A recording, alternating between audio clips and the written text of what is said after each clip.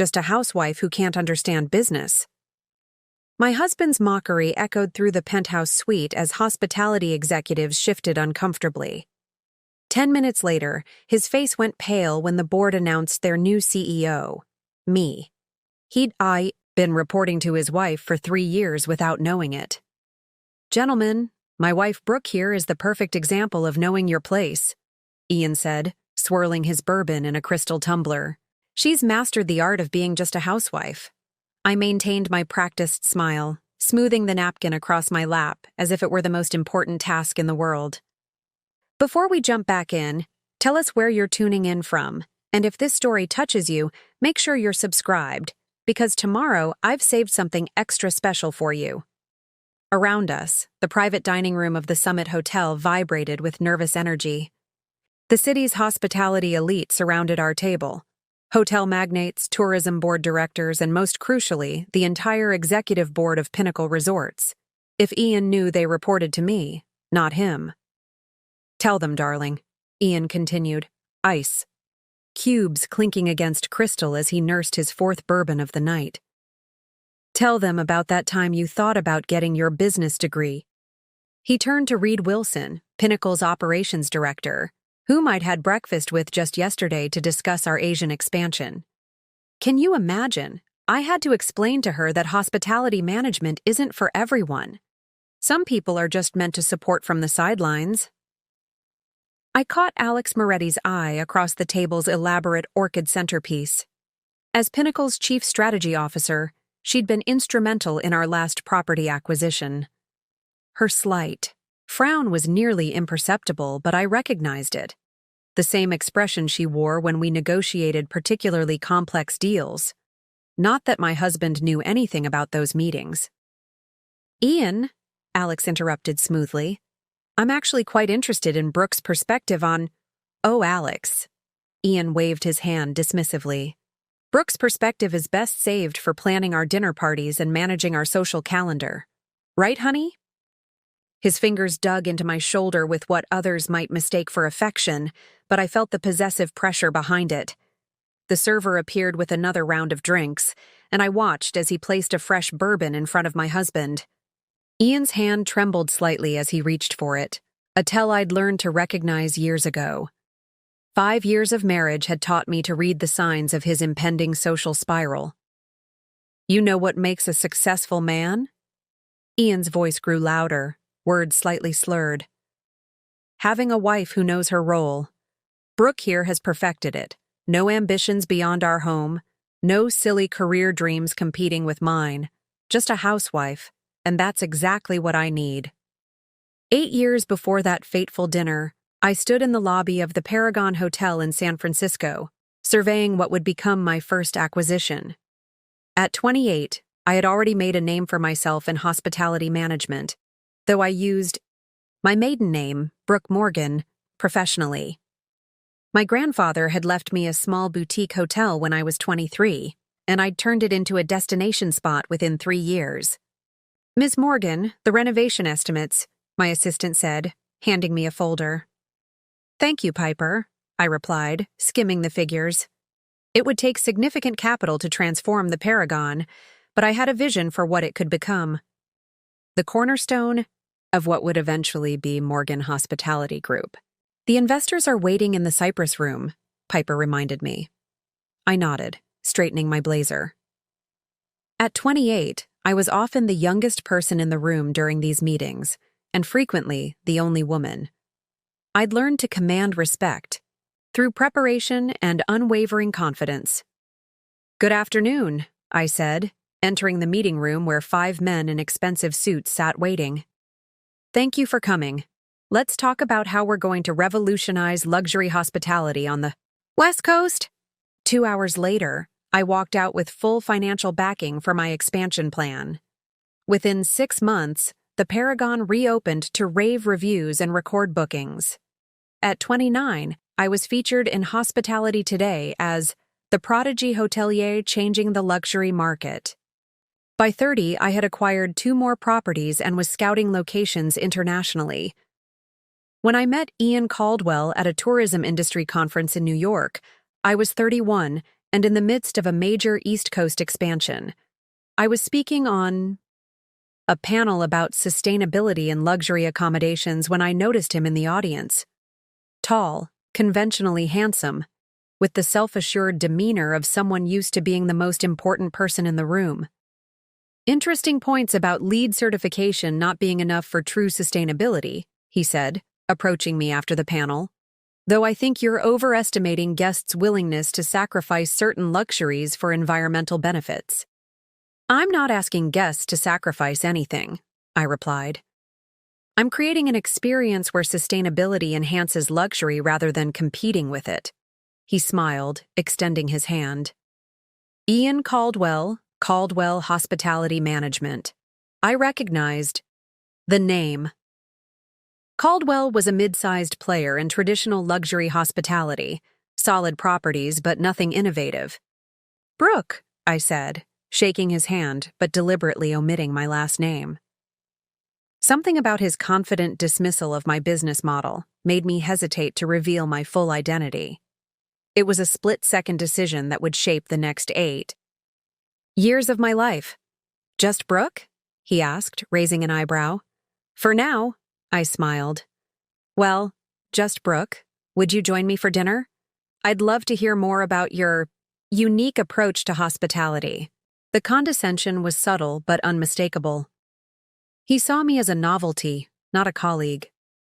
Normally, I would have declined, but something about the challenge intrigued me. Here was someone representing the old guard of hospitality, someone who might benefit from a broader perspective. I'd be delighted, I said. Our first date was at Le Bernardin, where Ian spent the first 20 minutes explaining the basics of restaurant operations to me, apparently assuming I had no knowledge of the industry. When the conversation finally turned to my background, I simply said I worked in hospitality administration. Oh, so you're in HR? Or perhaps event coordination? He asked. I could have corrected him. Should have, perhaps. But his automatic assumption that I couldn't possibly be in operations or development revealed something about his character that gave me pause. Something like that, I replied vaguely. His face relaxed slightly, and he launched into a detailed explanation of his latest hotel acquisition. I listened, fascinated not by the details, which were frankly uninspired, but by his complete confidence in his own expertise and his inability to consider that I might have relevant experience. The problem with the industry today, he declared, is too many people trying to reinvent what isn't broken. Luxury hospitality is about tradition, about giving guests what they expect. But isn't innovation necessary for growth? I countered. Guest expectations evolve. Innovation within established parameters, he clarified. You can't just throw out the playbook because some trend report suggests millennials want meditation, rooms instead of minibars. I smiled, thinking of the award-winning mindfulness suites I had recently launched at my Santa Barbara property, complete with reimagined minibars offering locally sourced, sustainable refreshments. Despite our differing views, the conversation was engaging. Ian was intelligent, if narrow in his thinking, and clearly passionate about hospitality. There was something almost refreshing about his straightforward approach after years of navigating complex investor relationships and board politics. Our relationship progressed quickly. Within 6 months, we were seeing each other regularly. I maintained my separate professional identity, a task made easier by my travel schedule and Ian's lack of curiosity about my work life. When I was with him in New York, I was simply Brooke, the girlfriend who worked in hotel administration. When I was in San Francisco, Tokyo, London, or any of the other cities where Morgan Hospitality was expanding, I was Brooke Morgan, CEO. The dual identity wasn't planned. It evolved naturally from that first omission and Ian's assumptions. The longer it continued, the harder it became to correct. You should quit that administrative job, Ian suggested one night, about 9 months into our relationship. Caldwell is expanding, and I could use someone to manage our social calendar, coordinate with charity partners, that sort of thing. Preparing and narrating this story took us a lot of time, so if you are enjoying it, subscribe to our channel. It means a lot to us. Now back to the story. I like my independence, I replied carefully. Of course you do, he said, kissing my forehead in a way that felt oddly patronizing. But wouldn't it be nice to work together? To be part of? Building something significant? The irony wasn't lost on me. By that point, Morgan Hospitality was valued at over $300 million, with 12 properties internationally. I'd just closed a deal to develop a groundbreaking eco-luxury resort in Costa Rica. Meanwhile, Ian's company was struggling to keep pace, with industry changes, clinging to an outdated business model that prioritized opulence over experience. I should have told him then. In retrospect, that moment, his casual suggestion that I abandon my career to support his, was the crossroads. But something held me back. Part curiosity, part experiment, part a growing concern about how he would react to learning the truth. Let me think about it, I said instead. 2 weeks later, Ian proposed during a weekend in Paris. The ring was extravagant, exactly what one would expect from a traditional luxury hotelier. Maximum impressiveness with minimal imagination. You make me better, Brooke, he said as he slipped it onto my finger. You're everything I want in a partner. Supportive, understanding, not caught up in trying to compete with my career. Again, the moment to reveal my true identity presented itself. Again, I let it pass. By then, I had begun to understand something about Ian and men like him. His confidence was built on certain fundamental assumptions about his place in the world, about the natural order of things. Disrupting those assumptions wouldn't just surprise him, it would shatter his entire worldview. And so I said yes, knowing I was committing to a complex deception, but telling myself it was temporary, that I would find the right moment to integrate my two lives. That moment never came. Instead, as we planned our wedding, I made a series of decisions that would cement our separate realities. First, I maintained my maiden name professionally, which wasn't unusual in business. Second, I established a small office in New York that I referred to as my charity foundation, a cover for the times I needed to work locally. Third, I carefully compartmentalized our social circles, ensuring that my business associates understood my need for discretion regarding my personal life. By the time we married at the Plaza, a wedding I largely planned around my acquisition, schedule for a property in Dubai. I had created 2 entirely separate lives. Brooke Caldwell, devoted wife who managed household affairs and charity events, and Brooke Morgan, CEO of a rapidly expanding international hotel chain whose innovative approach to luxury hospitality was disrupting the entire industry. The wedding itself was a masterclass in compartmentalization. My side of the guest list required careful curation, family members who knew to maintain my cover, a few close friends from college, and business associates who could be trusted to play along with the narrative that I worked in hospitality, administration. You've done well for yourself, landing Caldwell, one of Ian's colleagues commented during the reception. He's going places in this industry. If only he knew that the woman he was addressing had just been named Hotelier of the Year by Hospitality Global and was in the midst of the largest luxury hotel expansion in the Pacific Rim. I'm very lucky, I replied with a practiced smile. As we exchanged vows, I wondered how long I could maintain this division. How long before the growing success of Morgan Hospitality inevitably collided with my married life? But each time I considered coming clean to Ian, something would happen to reinforce my hesitation. Like the night of our honeymoon, when a business magazine featured both of us in separate articles. Ian's was a brief mention in a piece about traditional luxury hoteliers. Mine was a cover story about disruptors in the industry. Ian tossed the magazine aside without reading past his mention. Business publications, he scoffed. Always chasing the next trend instead of recognizing what actually works.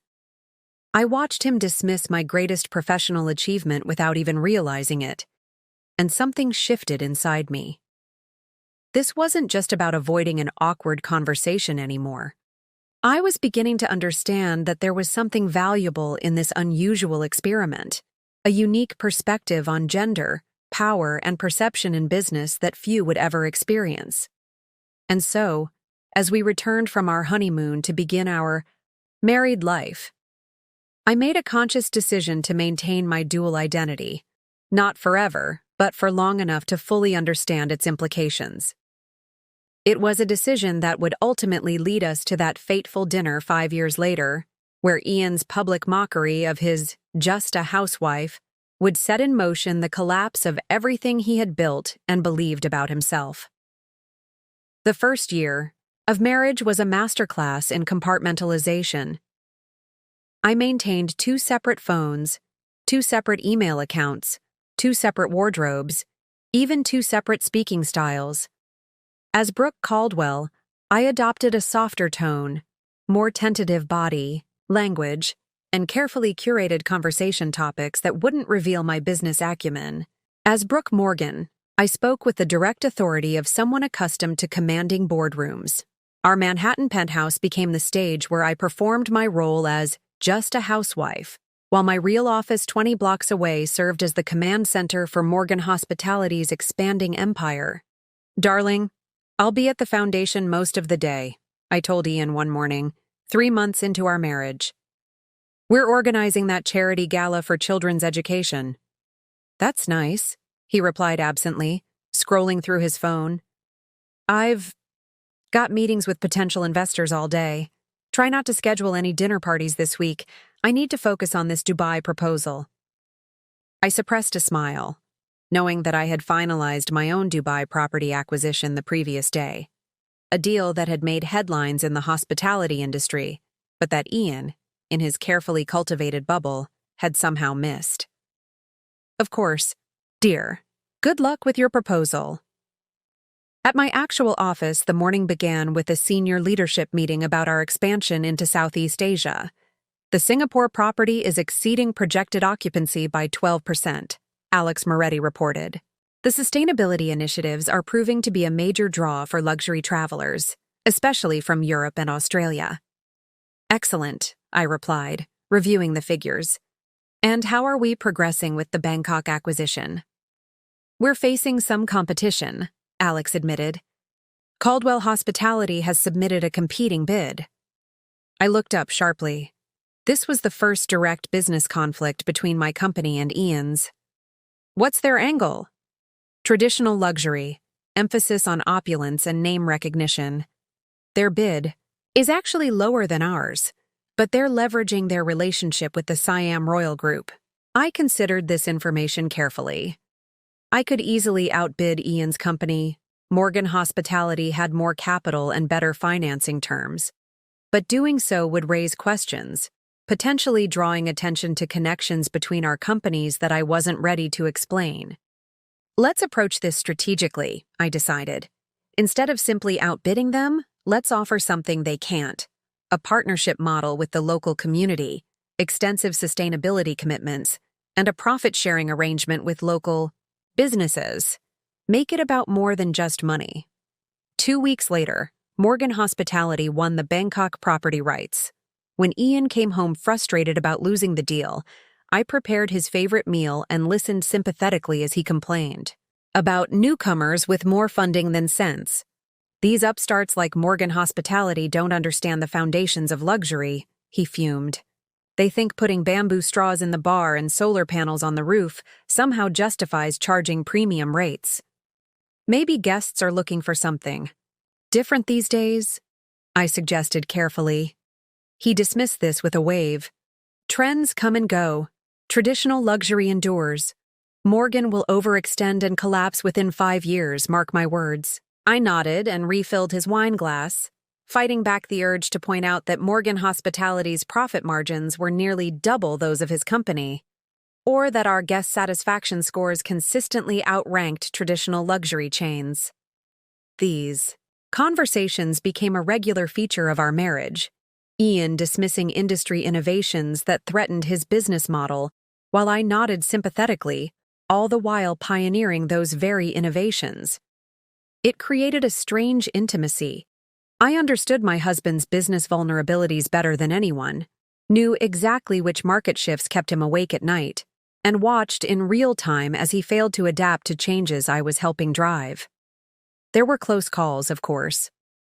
Like the time Ian's assistant booked him at one of my London properties without realizing the connection.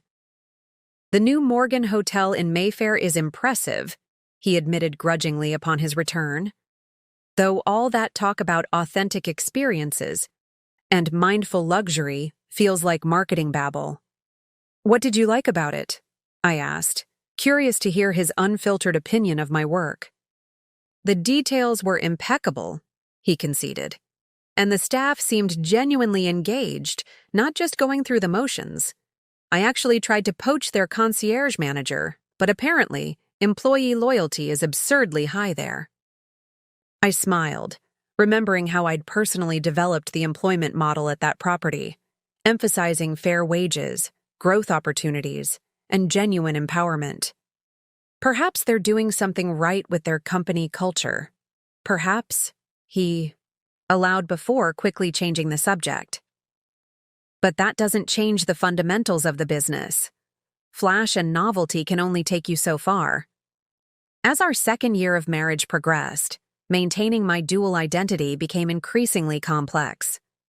Morgan Hospitality was growing at an unprecedented rate, expanding into new markets across Europe and Asia.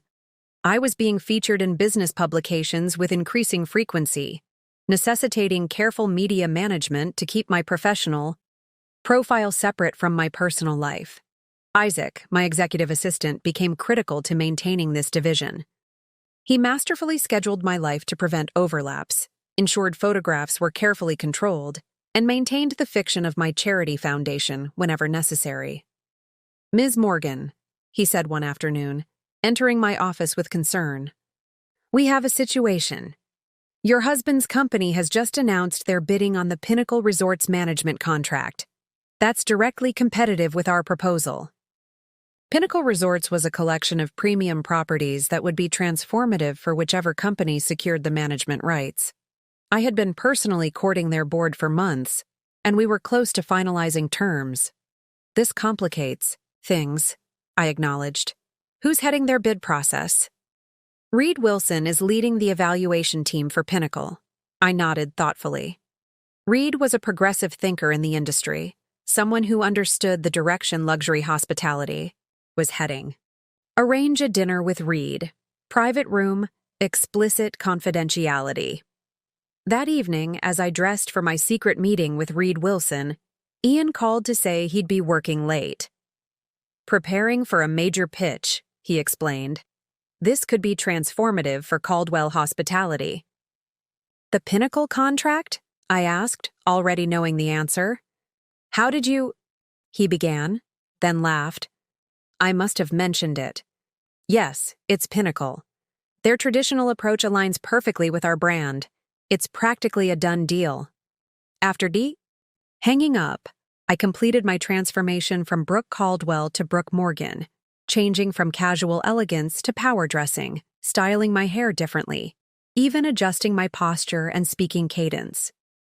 The woman who strode into the private dining room at 11 Madison Park that evening bore little resemblance to the supportive wife who had wished her husband luck on his pitch.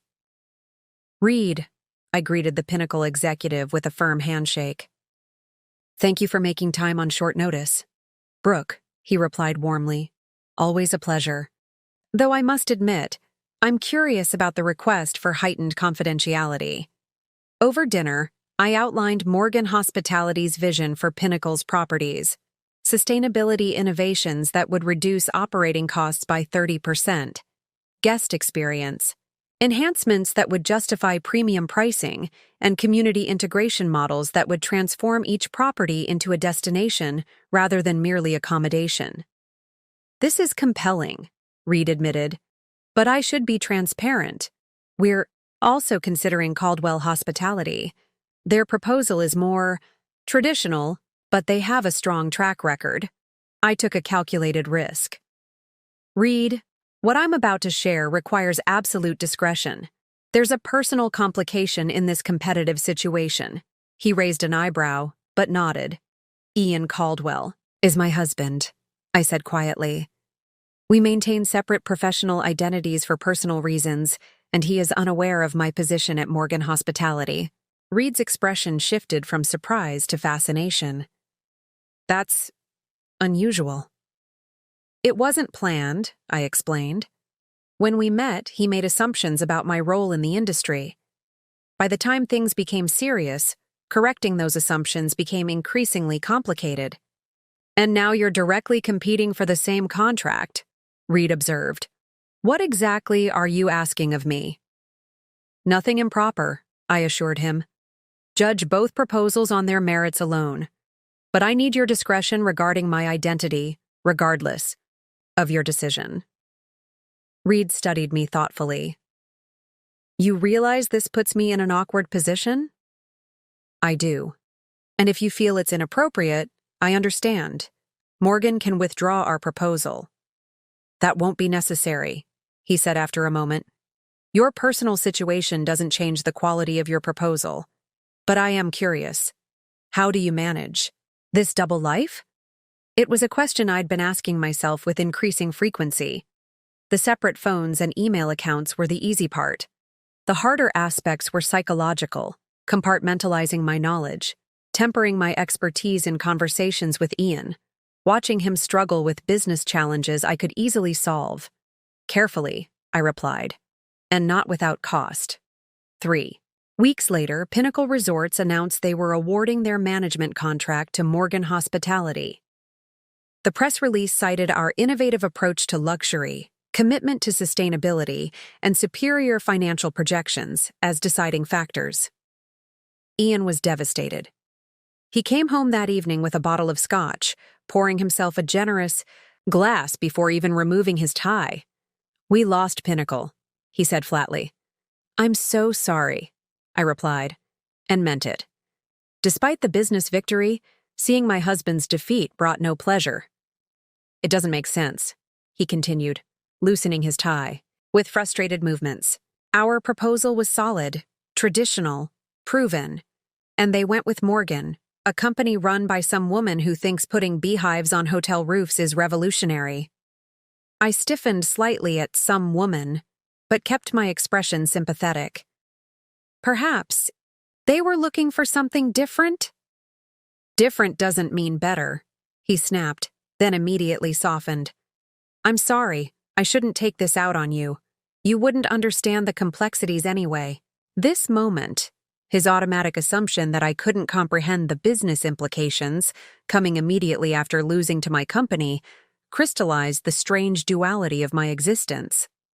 I had just orchestrated one of the most significant deals in luxury hospitality that year, and my husband was gently explaining to me that such matters were beyond my comprehension. It's all right, I said, refilling his glass. Tell me what happened. As he outlined Pinnacle's decision, highlighting all the reasons he believed Morgan Hospitality was making a mistake, I listened with the unique perspective of someone who existed in both worlds simultaneously, the architect of his defeat and the supportive wife helping him process it. That night marked a turning point in our marriage and in my relationship with my dual identity. As Ian slept beside me, exhausted from disappointment and scotch, I stared at the ceiling, contemplating the unsustainable nature of my situation.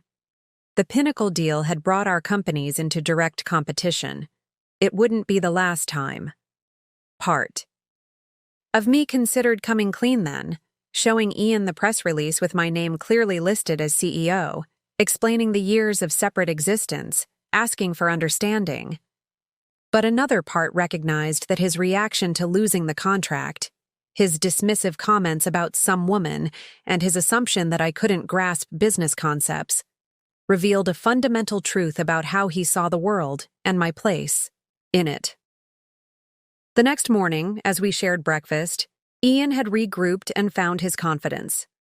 It's a setback, not a failure, he declared, straightening his tie. Pinnacle will regret their decision when Morgan's inexperience shows. We'll be there to pick up the pieces. I'm sure you will, I replied, pouring his coffee exactly the way he liked it. I've got a strategy session all day, he continued. Don't. Wait up. We'll be working late to recalibrate after yesterday's news. I understand. I'll be at the foundation anyway. We're finalizing the summer gala plans. He kissed me absently on the forehead before leaving, his mind already focused on recovery strategies. As the door closed behind him, I allowed my posture to change, straightening from the slightly deferential pose I adopted around Ian to the confident stance of a CEO. 20 minutes later, I entered my actual office, where the atmosphere was celebratory. The Pinnacle acquisition had made headlines across the industry, and our stock had jumped 8% overnight. Congratulations, Ms. Morgan, Isaac greeted me, handing me a coffee. Prepared exactly as I liked it, not as Ian preferred. The executive team is gathered for the Pinnacle integration planning session. Thank you, Isaac, I replied, taking the coffee and my real identity back with equal gratitude. Let's make sure this transition is flawless. I want Pinnacle to know they made the right choice. As I walked into the boardroom where my senior leadership team awaited, Alex Moretti was the first to offer congratulations. The Pinnacle deal is transformative, she said. Though I admit, I'm curious how things are at home, given the circumstances. Alex was one of the few people who knew about my marital situation. As my closest advisor and friend, she had expressed concerns about the sustainability of my dual life. Complicated, I admitted quietly, but manageable for now. For now, she echoed, raising an eyebrow. Brooke, you're leading one of the fastest-growing hospitality companies in the world. For now has an expiration date. She was right, of course. The larger Morgan Hospitality grew, the more visible I became, and the more difficult it would be to maintain my separate identities. The Pinnacle acquisition had dramatically raised our profile, putting us in direct competition with Caldwell Hospitality in multiple markets. Something would have to give. I just didn't know yet what that would be, or when the breaking point would come. What I didn't anticipate was that the breaking point would arrive at a dinner 3 years later, when my husband would publicly mock my capabilities in front of the very executives who reported to me, setting in motion the collapse of everything he thought he knew about his wife, his business, and his place in the world. The morning routine in the Caldwell household followed a carefully choreographed script. Ian woke at 6:30, showered, and emerged to find coffee brewing and breakfast prepared. I was always dressed in casual elegance, designer, loungewear that suggested I had nowhere important to be, but still maintained the aesthetic expected of a successful executive's wife. What's on your schedule today? Ian would ask, scanning financial news on his tablet. Foundation work this morning, I would reply, pouring his coffee. Then lunch with Melanie. Melanie was the wife of one of Ian's colleagues, a former marketing executive who had given up her career when her husband made partner. Ian approved of our friendship.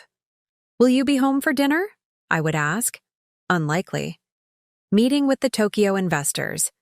Don't wait up. He would kiss me absently on the cheek, his mind already at the office. Once he left, I would transform. The casual loungewear would be replaced by a power suit.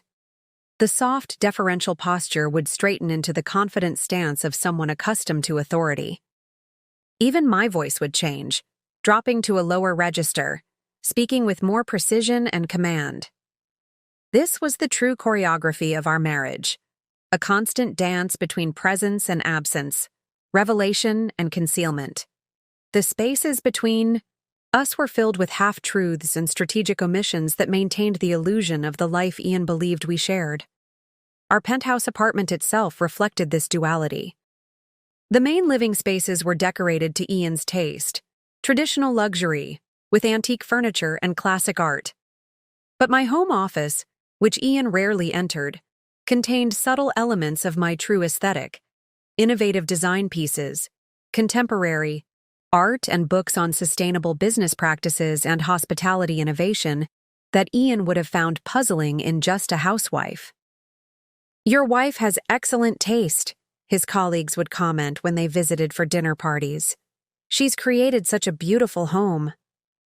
"Brooke knows what I like," Ian would reply with possessive pride, never noticing that the floral arrangements featured the same signature style as those in Morgan hospitality properties, or that the table settings quietly incorporated sustainable materials identical to those being pioneered in my hotels. The dinner parties themselves were masterclasses in strategic hospitality. While Ian believed I was simply playing the role of gracious hostess, I was often using these gatherings to research competitors, identify potential partnerships, or solve staffing challenges. "Charles, I heard your daughter just graduated from Cornell's hospitality program," I would say casually to a rival hotelier. "What are her plans?" "Looking for opportunities in hotel management," Charles would reply. "The market's tight right now. Perhaps I could introduce her to some people." "At my foundation," I would offer. "We have connections in the industry." 2 weeks later, Charles's daughter would be hired by Morgan Hospitality, with no knowledge that the CEO who approved her hiring was the same woman who had served her father roast duck in a Manhattan penthouse. These small infiltrations, placing my staff in strategic positions, gathering intelligence during social events, leveraging connections without revealing their true purpose, became second nature. The very skills that made me an effective CEO made me an exceptional housewife in Ian's eyes. But maintaining this division exacted a toll. There were moments, increasingly frequent as the years passed, when the performance became exhausting. Like the night Ian came home frustrated after losing another contract to Morgan Hospitality. "I don't understand it," he fumed, pouring himself a bourbon. "We offered better terms, more competitive rates. The client said they preferred Morgan's progressive approach and authentic guest experience. What does that even mean? It's hospitality, not philosophy." I listened, nodding sympathetically, while mentally reviewing the presentation I had personally delivered to that same client the previous day, a comprehensive vision for transforming their properties into industry-leading examples of experience-driven luxury. "Maybe they're responding to something new," I suggested. "New isn't always better," he replied dismissively. "You wouldn't understand, darling. Business decisions should be based on fundamentals, not trends." These moments, when Ian casually dismissed my understanding of the very industry I was helping reshape, created a peculiar kind of cognitive dissonance. Part of me wanted to challenge him to reveal that not only did I understand his business, I was actively outperforming him in it. Another part recognized the unique perspective this situation afforded me, insight into how capable women were routinely underestimated in business settings. Our third anniversary celebration illustrated this dynamic perfectly. Ian booked a private dining room at Le Bernardin, where we'd had our first date, and invited several business associates and their wives. "A toast," one of his colleagues offered, raising a glass. "To Ian and his perfect wife, behind every successful man." "Is a woman who knows her place?" Ian finished with a laugh that others around the table echoed uncomfortably. I smiled and raised my glass, mentally calculating how Morgan Hospitality's market capitalization now exceeded Caldwell's by a factor of 3. The successful man at our table wasn't who everyone assumed. Later that evening, as we returned home, Ian was in high spirits, buoyed by wine and the admiration of his peers. "Did you see how impressed James was with the Tokyo deal?" he asked, loosening his tie as we entered our penthouse. "He thought we'd never get Japanese investors to commit." "I'm proud of you," I said, and meant it despite the complications. Ian was hardworking and dedicated, even if his business approach was outdated. In another universe, one where he could see women as equals, he might have been an excellent partner in both life and business. "You know what James said to me in the Restroom? Ian continued, pouring himself a nightcap. You've got it all, Caldwell. The business, the home, the perfect wife. He raised his glass toward me. He's right about that last part, at least. I smiled, slipping off my heels. Only the last part? He laughed. Well, the business has its challenges. That Morgan outfit keeps undercutting us on innovation. But the home and wife part, that's all working perfectly. That night, lying awake beside my sleeping husband, I contemplated the strange intersection of intimacy and deception that defined our marriage. Ian knew my favorite foods, my childhood stories, my physical responses, yet had no idea who I truly was professionally.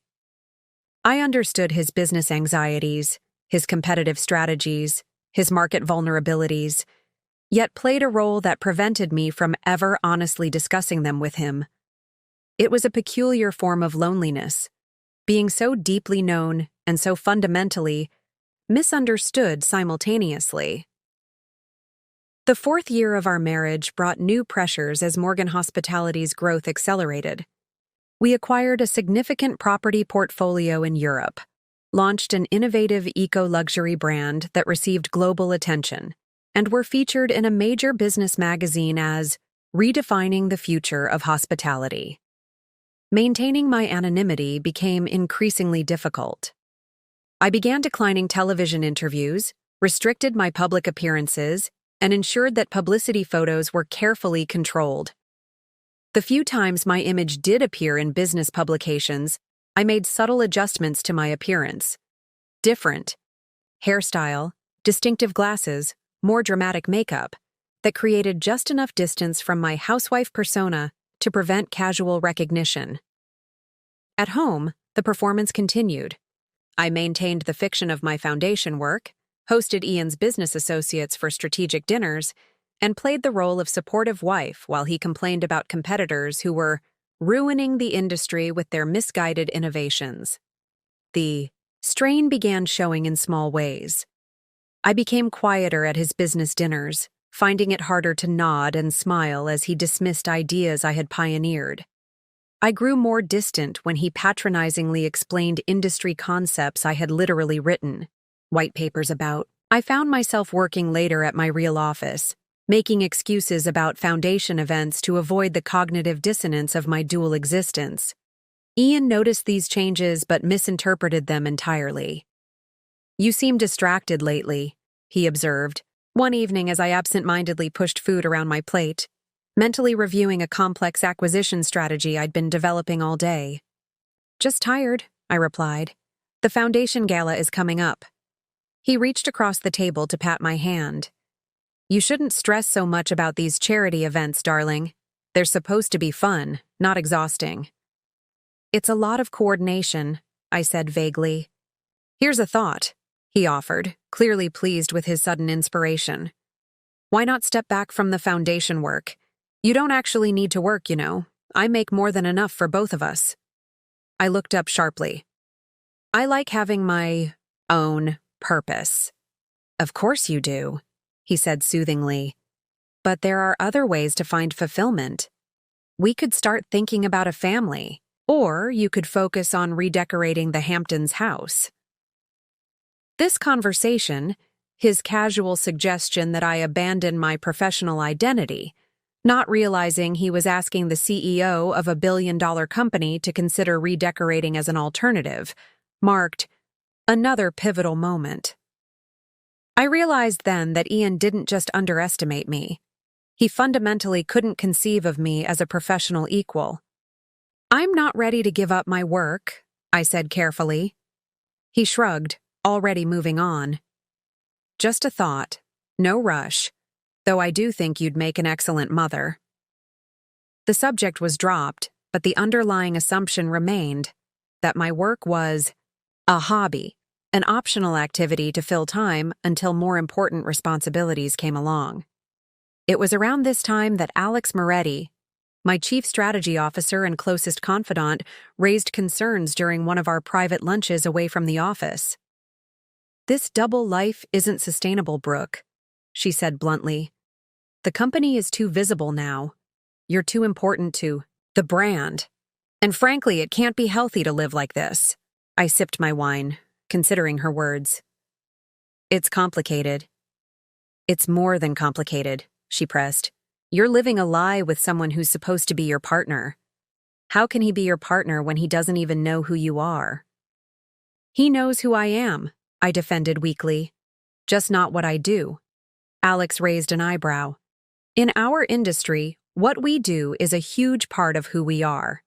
You're hiding your passion, your talent, your achievements, all the things that make you who you are professionally. That's not a small omission. What would you have me do? I asked. Tell him now, after 5 years of marriage? Surprise, honey. I'm actually the CEO of your biggest competitor, the company that's been consistently outperforming yours in the market. Yes, she said simply. Exactly that. It will be difficult, but continuing this charade is worse. I knew. She was right, at least in theory, but the practical reality was more complex. By this point, revealing my identity wouldn't just mean disclosing a secret. It would mean admitting to years of deception, potentially undermining our entire relationship, and certainly shattering Ian's ego and worldview. I'll find the right moment, I promised. Make sure you do, Alex warned. Because if you don't choose the moment, eventually it will choose itself. Her words proved prophetic, though not in the way either of us anticipated. As our 5th anniversary approached, Ian suggested we celebrate with a dinner at the Summit, one of the most exclusive restaurants in the city, located on the top floor, of what had recently become a Morgan hospitality property, though Ian didn't know that connection. I've invited some key business associates, he informed me. The Pinnacle executive team will be there. It's a celebration, but also a chance to strengthen those relationships. The Pinnacle executives, including Reed Wilson and Suzanne Reynolds, all reported to me, a fact Ian remained oblivious to despite their contract with Morgan Hospitality being public knowledge. His persistent blindness to my professional identity had become almost impressive in its completeness. Of course, I agreed. I'll plan accordingly. What I didn't tell Ian was that earlier that same day, my executive team and I would be finalizing the details of our largest move yet, the acquisition of Caldwell Hospitality Management. After years of competing as separate entities, Morgan Hospitality had quietly been purchasing shares of Ian's company through subsidiary holdings. We now had enough stakeholder support to force a board vote on complete acquisition. The timing wasn't intentionally aligned with our anniversary. Business operations followed their own schedule, but the coincidence created a perfect storm of revelation and reckoning. As I stood in our bedroom, preparing for the anniversary, dinner that would change everything, I studied my reflection in the mirror. For this evening, I was still Brooke Caldwell, supportive wife. Tomorrow, the world, including my husband, would know me as Brooke Morgan, CEO. The weight of imminent revelation felt strangely liberating. After 5 years of careful performance, I was exhausted. Whatever happened at dinner tonight, whatever came tomorrow when the acquisition was announced, at least the burden of deception would finally be lifted. "Ready, darling?" Ian called from the living room. "The car is waiting." I took one last look in the mirror, straightened my shoulders, and prepared for the final act of my longest-running performance. "Coming," I replied, stepping into the hall where my husband waited, blissfully unaware that in less than 24 hours, everything he thought he knew about his wife, his business, and his place in the world would be irrevocably transformed. While my marriage followed its carefully scripted routine, Morgan Hospitality was experiencing explosive growth. What had begun as a single boutique hotel in San Francisco had transformed into a global hospitality empire with over 40 properties across 5 continents. The morning of our 5th anniversary began like many others, in my real office, 20 floors above Manhattan, reviewing quarterly projections with my executive team. The Asian market has exceeded expectations by 22%, Piper reported, highlighting figures on the presentation screen.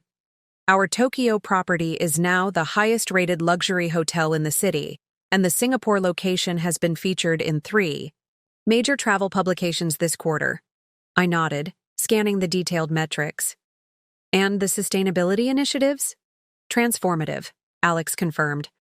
Energy costs across all properties are down 18% year-over-year, and guest satisfaction scores for our eco-luxury amenities are averaging 9.4 out of 10. We're setting industry standards. The contrast between these morning strategy sessions and the conversations I had with Ian about business couldn't have been starker. Here, surrounded by my executive team, ideas flowed freely, innovations were celebrated, and my expertise was not just acknowledged but sought after. The psychological whiplash of transitioning between these environments had grown more pronounced with each passing year. Let's discuss the Caldwell acquisition, I said, turning to the most sensitive item on our agenda. Where do we stand?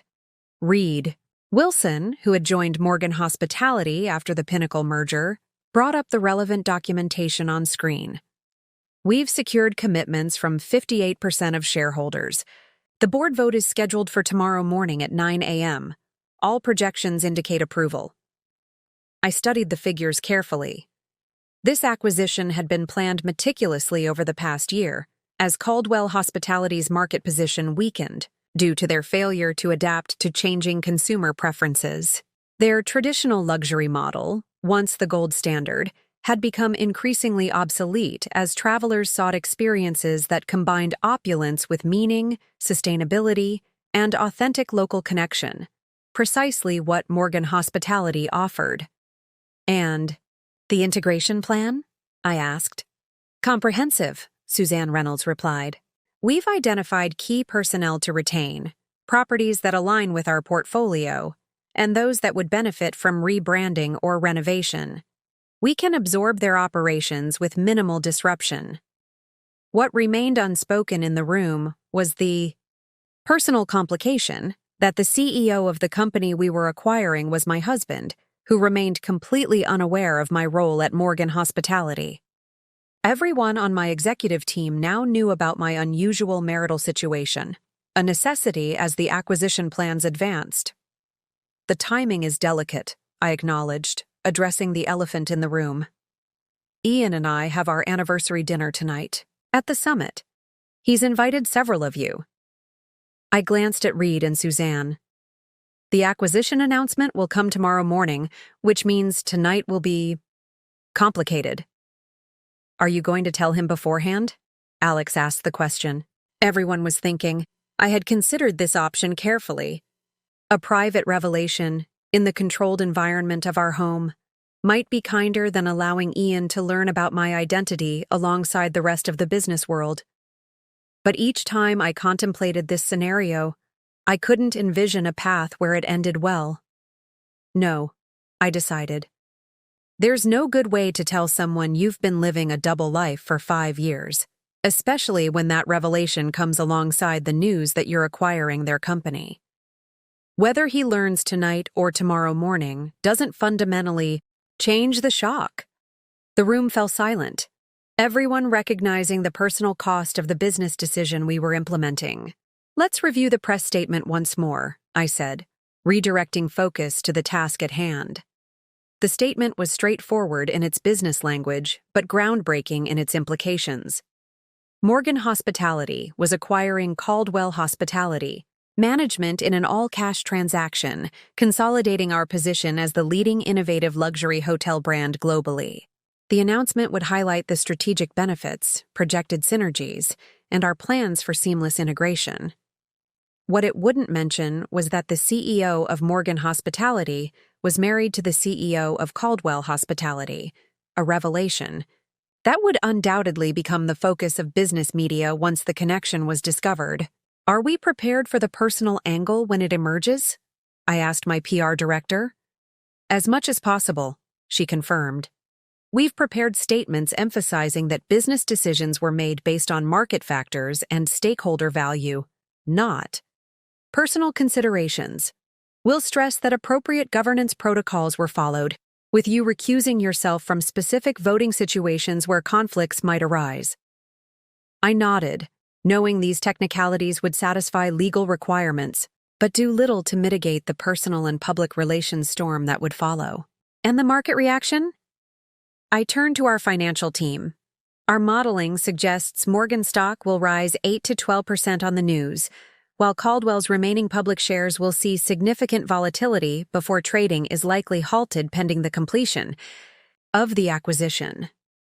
The clinical discussion of what would happen to Ian's company, his life's work, felt surreal. I was simultaneously the architect of its acquisition and the wife of the man who would be most devastated by it. Next steps? I asked, drawing the meeting to a close. Everything is prepared for tomorrow's announcement, Isaac confirmed. The legal team has final documentation ready, the PR team has prepared comprehensive communications, and we've arranged early meetings with key clients to address any concerns. Excellent. Thank you all for your discretion and professionalism throughout this process. I know the personal complications have created additional challenges. As the team dispersed, Alex remained behind, concern evident in her expression. Are you sure about tonight? She asked once we were alone. It's not too late to cancel the dinner. Have a private conversation with Ian. I considered her suggestion, weighing it against the reality of my marriage and what I knew of my husband. Ian has spent 5 years seeing exactly what he expects to see, I replied. He looks at me and sees just a housewife, because that's what fits his worldview. A private conversation won't change that fundamental perception. At least this way? At least this way what? Alex pressed when I didn't finish. At least this way there will be witnesses to the moment he finally sees me, I admitted, recognizing the sadness in wanting such validation. People who know the truth, who can confirm that I'm not just a housewife planning dinner parties, but a CEO who built something significant. Alex squeezed my arm gently. He's the only one who didn't see it, Brooke. The rest of us have known all along. I smiled, gratefully at my friend, then glanced at my watch. I need to transform back into Brooke Caldwell. I have an anniversary dinner to prepare for. The dual nature of my life was never more apparent than in the contrasting preparation for professional events versus social ones. For board meetings, I selected power suits and statement jewelry, styled my hair for maximum authority, and moved with deliberate confidence. For Ian's business dinners, I chose elegant but understated dresses, subtle accessories, and cultivated a softer, more deferential presence. Tonight, knowing it would be the last time I played this role, I selected a deep blue dress that subtly showcased strength while still fitting Ian's expectations of appropriate attire for his wife. My jewelry was minimal but expensive. Anniversary gifts from Ian that represented his vision of our relationship. Beautiful ornaments that enhanced his status by association. As I applied my makeup, I studied my reflection, noting how easily I shifted between my two identities now, adjusting my posture, my expression, even the cadence of my speech depending on which version of myself I was portraying. The performance had become so second nature that sometimes I wondered if either version was entirely authentic anymore. My phone buzzed with a text from Ian. Leaving the office soon. Can't wait to see you. Big news to share tonight. I froze, momentarily concerned that somehow he had discovered the acquisition plans. But that was impossible. The information had been tightly controlled, with only the highest levels of management at both companies aware of the impending announcement. Looking forward to it. I have news too, I replied, the understatement of the decade. Whatever Ian's news was, it would pale in comparison to what tomorrow would bring. For tonight, I would play my role one last time. The supportive wife, the silent partner, the woman who knew her place. And tomorrow, the world, including my husband, would finally meet the real Brooke Morgan. As I prepared to leave my office, Isaac handed me a final document, the completed acquisition agreement, requiring only my signature to set everything in motion. The board has unanimously approved, he informed me. Once you sign, we're committed to tomorrow's announcement. Aye. took the document, the weight of it far exceeding its physical presence. With my signature, I would not only complete a major business transaction, but also irreversibly alter my personal life. "Thank you, Isaac," I said, taking the Mont Blanc pen he offered, a gift I'd received when Morgan Hospitality reached its first billion in valuation. I signed my name, Brooke Elizabeth Morgan, with the confident stroke I used for all major business decisions. Tomorrow, this signature would be public knowledge, no longer a secret identity, but my acknowledged professional self. "Have the car brought around," I instructed, slipping the signed document into a folder. "And make sure everything is in place for tomorrow morning's announcement." "Of course, Ms. Morgan, and good luck tonight." I smiled at his concern. After running a global hospitality company for 8 years, an anniversary dinner should be simple by comparison. But we both knew it wasn't the dinner that would be challenging. It was the knowledge of what would follow, the impending collision of my two carefully separated worlds. As my driver navigated through Manhattan traffic toward my penthouse where I would meet Ian before heading to the restaurant, I mentally prepared for the evening ahead. One last performance as Brooke Caldwell, devoted wife. One final night of Ian believing he understood who I was and what I was capable of. By morning, everything would change. The carefully constructed walls between my personal and professional lives would crumble, leaving me fully visible for perhaps the first time in our marriage. Whether that visibility would destroy our relationship or transform it remained to be seen, but one thing was certain. After tonight, there would be no going back to the comfortable fiction we had lived for 5 years. The car pulled up outside our building, and I took a deep breath, centering myself, before stepping into my role one last time. "Good evening, Mrs. Caldwell," the doorman greeted me. "Good evening, James," I replied with the warm smile of Brooke Caldwell, not the professional nod of Brooke Morgan. As the elevator ascended to the penthouse, I watched the numbers climb, feeling the weight of imminent revelation growing heavier with each floor. Tomorrow, the business world would be buzzing with news of Morgan Hospitality's acquisition of Caldwell Management. Tomorrow, Ian would discover that his wife, the woman he had consistently underestimated and publicly dismissed, was not just a CEO, but his CEO. Tomorrow would bring chaos, confrontation, and perhaps the end of my marriage. But tonight there was still a script to follow, a role to play, a performance to complete. The elevator doors opened on our penthouse, and I stepped into the foyer, hearing Ian moving about in the bedroom.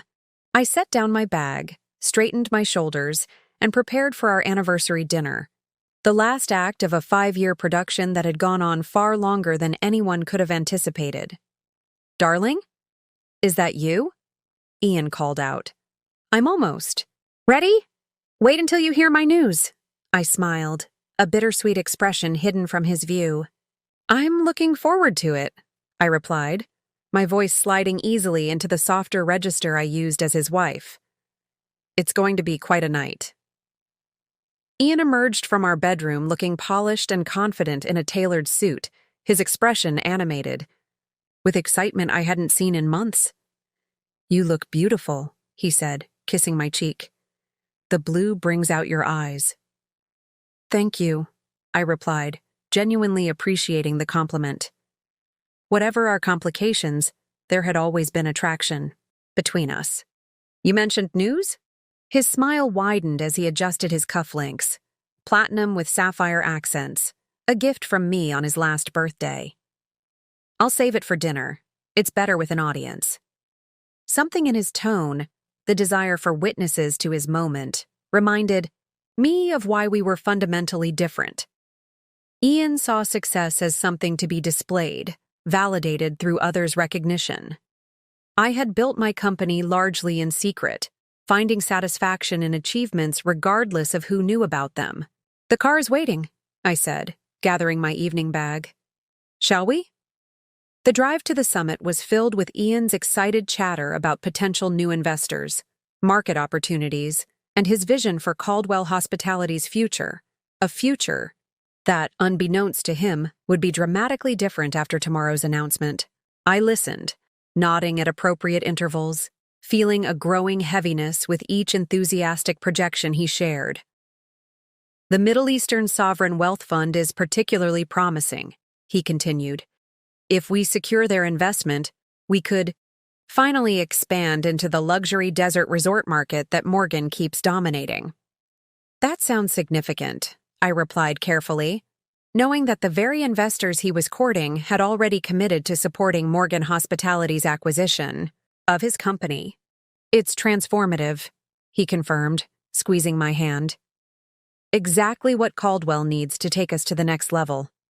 The irony wasn't lost on me. On our 5th anniversary, Ian was excitedly planning a future for a company that would cease to exist, independently by this time tomorrow. As our car pulled up to the summit, I recognized several vehicles belonging to Pinnacle executives: Reed Wilson's distinctive Bentley, Suzanne Reynolds' Tesla, Alex Moretti's Range Rover. The stage was set for a dinner that would be remembered for reasons nobody except my executive team could anticipate. Mr. and Mrs. Caldwell, the maitre d' greeted us warmly. Your guests are waiting in the private dining room. The summit occupied the top floor of what had been my company's flagship New York property for the past 2 years, a fact Ian remained oblivious to despite having dined here several times. The restaurant's elegant design, with its sustainable materials and subtle nods to local culture, embodied everything Morgan Hospitality stood for: thoughtful luxury, environmental consciousness, and authentic experience. As we approached the private dining room, I could hear the murmur of conversation, the clink of glassware, the subtle notes of a jazz quartet playing in the background. I took a deep breath, steadying myself for the performance ahead. Ready to celebrate 5 wonderful years? Ian asked, his hand resting possessively on the small of my back. Absolutely, I replied, my smile carefully calibrated. The private dining room fell quiet as we entered. Around the elegantly set table sat 10 people, a mix of Pinnacle executives and their partners, along with 2 of Ian's closest business associates. What Ian didn't realize was that 8 of the 10 people in the room knew my true identity. Only Ian and his longtime friend, Johnny, remained in the dark. Welcome, everyone, Ian announced jovially. Thank you for joining us on this special evening. Reed Wilson stood, raising his champagne glass. To Ian and Brooke on their 5th anniversary, may the years ahead bring everything you both deserve. The toast was delivered with a knowing glance in my direction, the double meaning clear to everyone except Ian and Johnny. Thank you, Reed, Ian replied, pulling out my chair with a flourish. I couldn't have said it better myself. As we settled into our seats, I noticed Alex Moretti watching me with concern. She alone knew how difficult this evening would be for me, not just because of tomorrow's revelation, but because tonight would be the last time I played the role I had maintained for 5 years. Brooke, you look lovely as always, Suzanne Reynolds commented. That shade of blue is remarkably similar to the accent color in the new Morgan Hospitality marketing materials. I suppressed a smile at her deliberate provocation. Is it? What a coincidence. Ian, oblivious to the subtext, launched into host mode, ensuring glasses were filled and conversations flowing. He was in his element, commanding attention, directing the social dynamics, positioning himself as the successful executive with the perfect wife by his side. I understand congratulations are in order, Reed, Ian said as the first course was served. The Pinnacle portfolio has shown impressive growth this quarter. Reed nodded, dabbing his mouth with a napkin. Yes, our partnership with Morgan Hospitality continues to exceed expectations. Their innovative approach has transformed our properties. Innovation? Ian scoffed good-naturedly. That seems to be the buzzword everyone's fixated on these days. Whatever happened to tradition, to proven models of luxury service? The market evolves, Alex interjected smoothly. Guest expectations change. What worked a decade ago isn't necessarily what today's luxury traveler wants. Ian waved dismissively. Trends come and go. True luxury is timeless. I noticed the subtle exchanges of glances around the table, the shared knowledge that Ian's company was struggling precisely because of this resistance to evolution. The quarterly reports were public knowledge. Caldwell Hospitality had posted declining revenues for 6 consecutive quarters, while Morgan Hospitality continued its exponential growth. "What do you think, Brooke?" Reed asked, deliberately drawing me into the conversation. As someone who observes the industry, do you see value in innovation or tradition? The question was a gentle trap, and I knew it. Reed was offering me a chance to reveal my expertise, to step out of the role I had played for so long. "I think there's value in both," I replied diplomatically. "Tradition provides a foundation, but innovation ensures relevance." Ian chuckled, patting my hand condescendingly. "Listen to her, sounding like a business consultant. Darling, tell them about the charity gala you're planning. That's more your area of expertise." And there it was, the dismissal I had grown accustomed to, the casual relegation to topics deemed appropriate for just a housewife. I felt a flush of anger, but maintained my composed expression.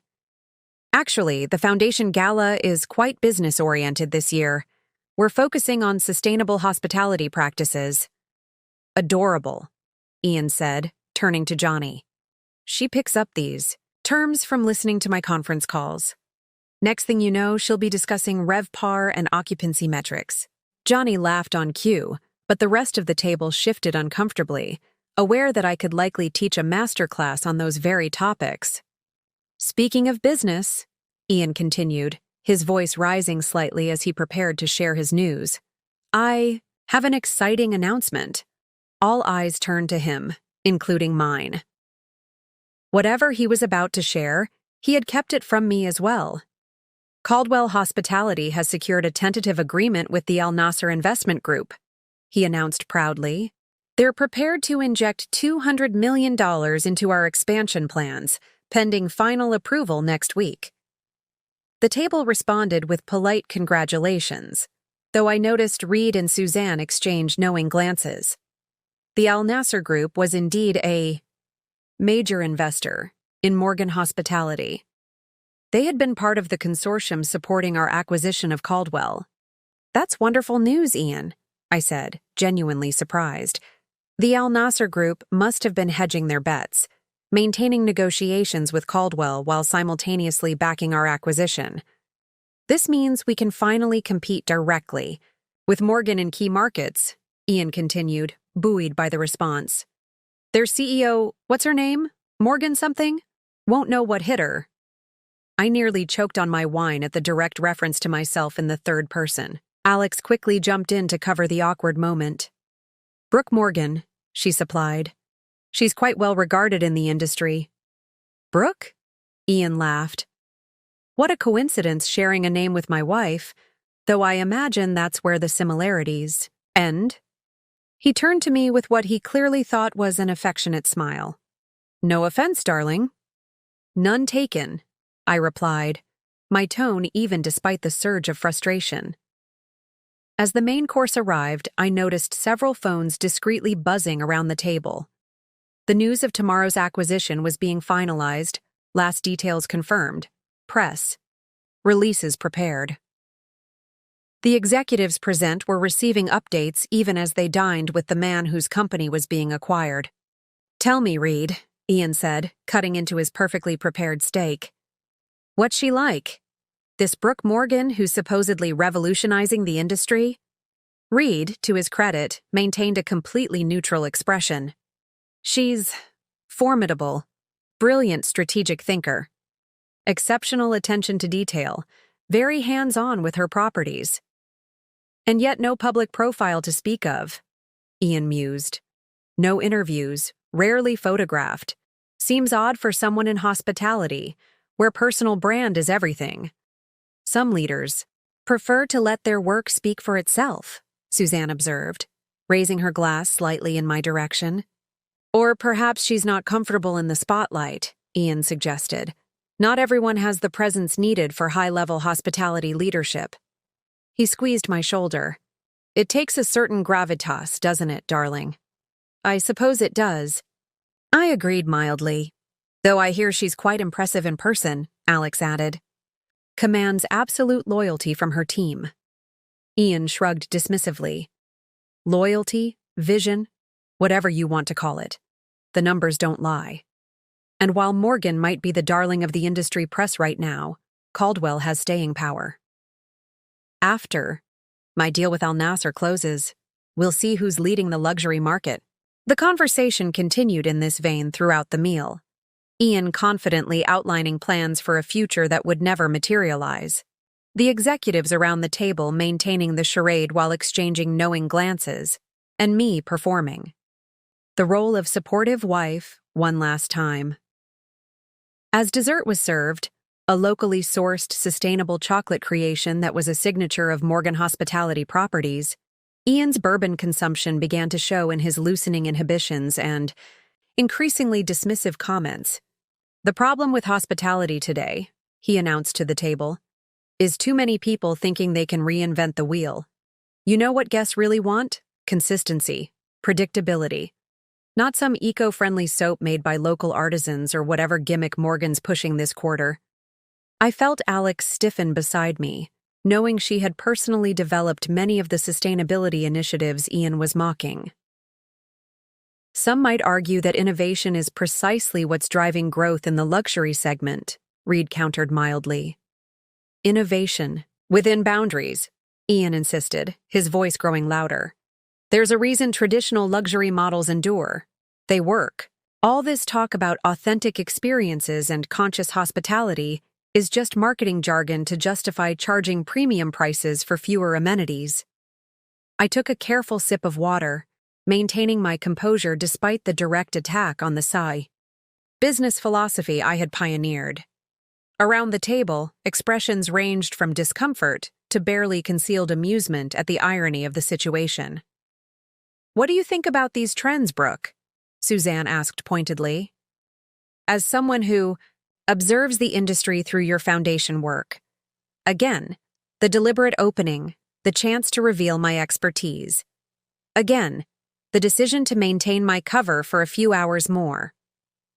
I think different approaches serve different market segments, I offered diplomatically. Ian laughed, the sound slightly too loud. Always the peacemaker, my Brooke, but she knows I'm right. Tell them, darling, about our stay at that Morgan property in London, the one with the ridiculous mindfulness corner instead of a proper minibar. I found it rather refreshing, actually, I replied, unable to completely hide my pride in the concept I had personally developed. Different, but thoughtful. See what I mean? Ian turned to the table. She's too kind to say it was pretentious nonsense. That's what makes her the perfect partner. She balances my directness with diplomacy. The perfect partner. The phrase hung in the air, its irony almost unbearable. How could someone claim I was the perfect partner when he fundamentally misunderstood who I was? A toast, Ian declared suddenly, raising his bourbon glass. To 5 years with the most supportive wife a man could ask for. To Brooke, who knows exactly what a successful man needs, a beautiful home to return to, flawlessly executed dinner parties, and never, ever any competition for the spotlight. Glasses rose around the table, but the congratulatory murmurs were undercut by the obvious discomfort of those who knew the truth. I smiled graciously, playing my part while ignoring the flush of anger that threatened to break through my carefully maintained composure. Thank you, Ian, I replied, my voice steady despite the emotion churning beneath the surface. It's been an interesting 5 years. If he noticed the careful choice of words, interesting rather than wonderful or happy, he gave no indication. As the dessert plates were cleared, Ian's phone buzzed. He glanced at it, his expression briefly darkening before he tucked it away. Everything all right? I asked. Fine, he replied tersely. Just the Al Nasser team requesting additional documentation before finalizing the investment. Nothing that can't wait until tomorrow. I nodded, knowing exactly why the Al Nasser Group was creating delays. By tomorrow, their investment would be directed toward the acquisition, not Ian's expansion plans. More bourbon, sir? The server asked, appearing at Ian's elbow. Absolutely, Ian replied, handing over his glass. We're celebrating. I noticed Alex glance meaningfully at her watch, then at me. The dinner was progressing exactly as I had anticipated. Ian's increasing bourbon consumption loosening his inhibitions, setting the stage for what would come next. I must say, Ian, Reed began carefully, given the market dynamics, I'm surprised the Al Nasser Group is investing in traditional luxury expansion. The trends seem to favor more innovative approaches. Ian's expression hardened slightly at the implied criticism. Trends are temporary. The Al Nassers understand that solid fundamentals outlast fads. Not everyone is chasing whatever Morgan Hospitality is doing this quarter. Morgan does seem to be setting the pace, Johnny observed, unwittingly poking the bear. Their stock is up what, 40% this year? Smoke and mirrors, Ian dismissed, his voice taking on the edge it always did when Morgan Hospitality was discussed. They're overextended.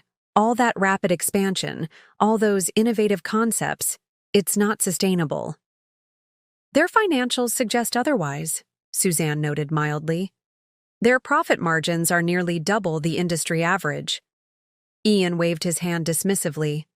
Creative accounting, most likely. Or they're sacrificing quality for quick returns. Either way, it won't last.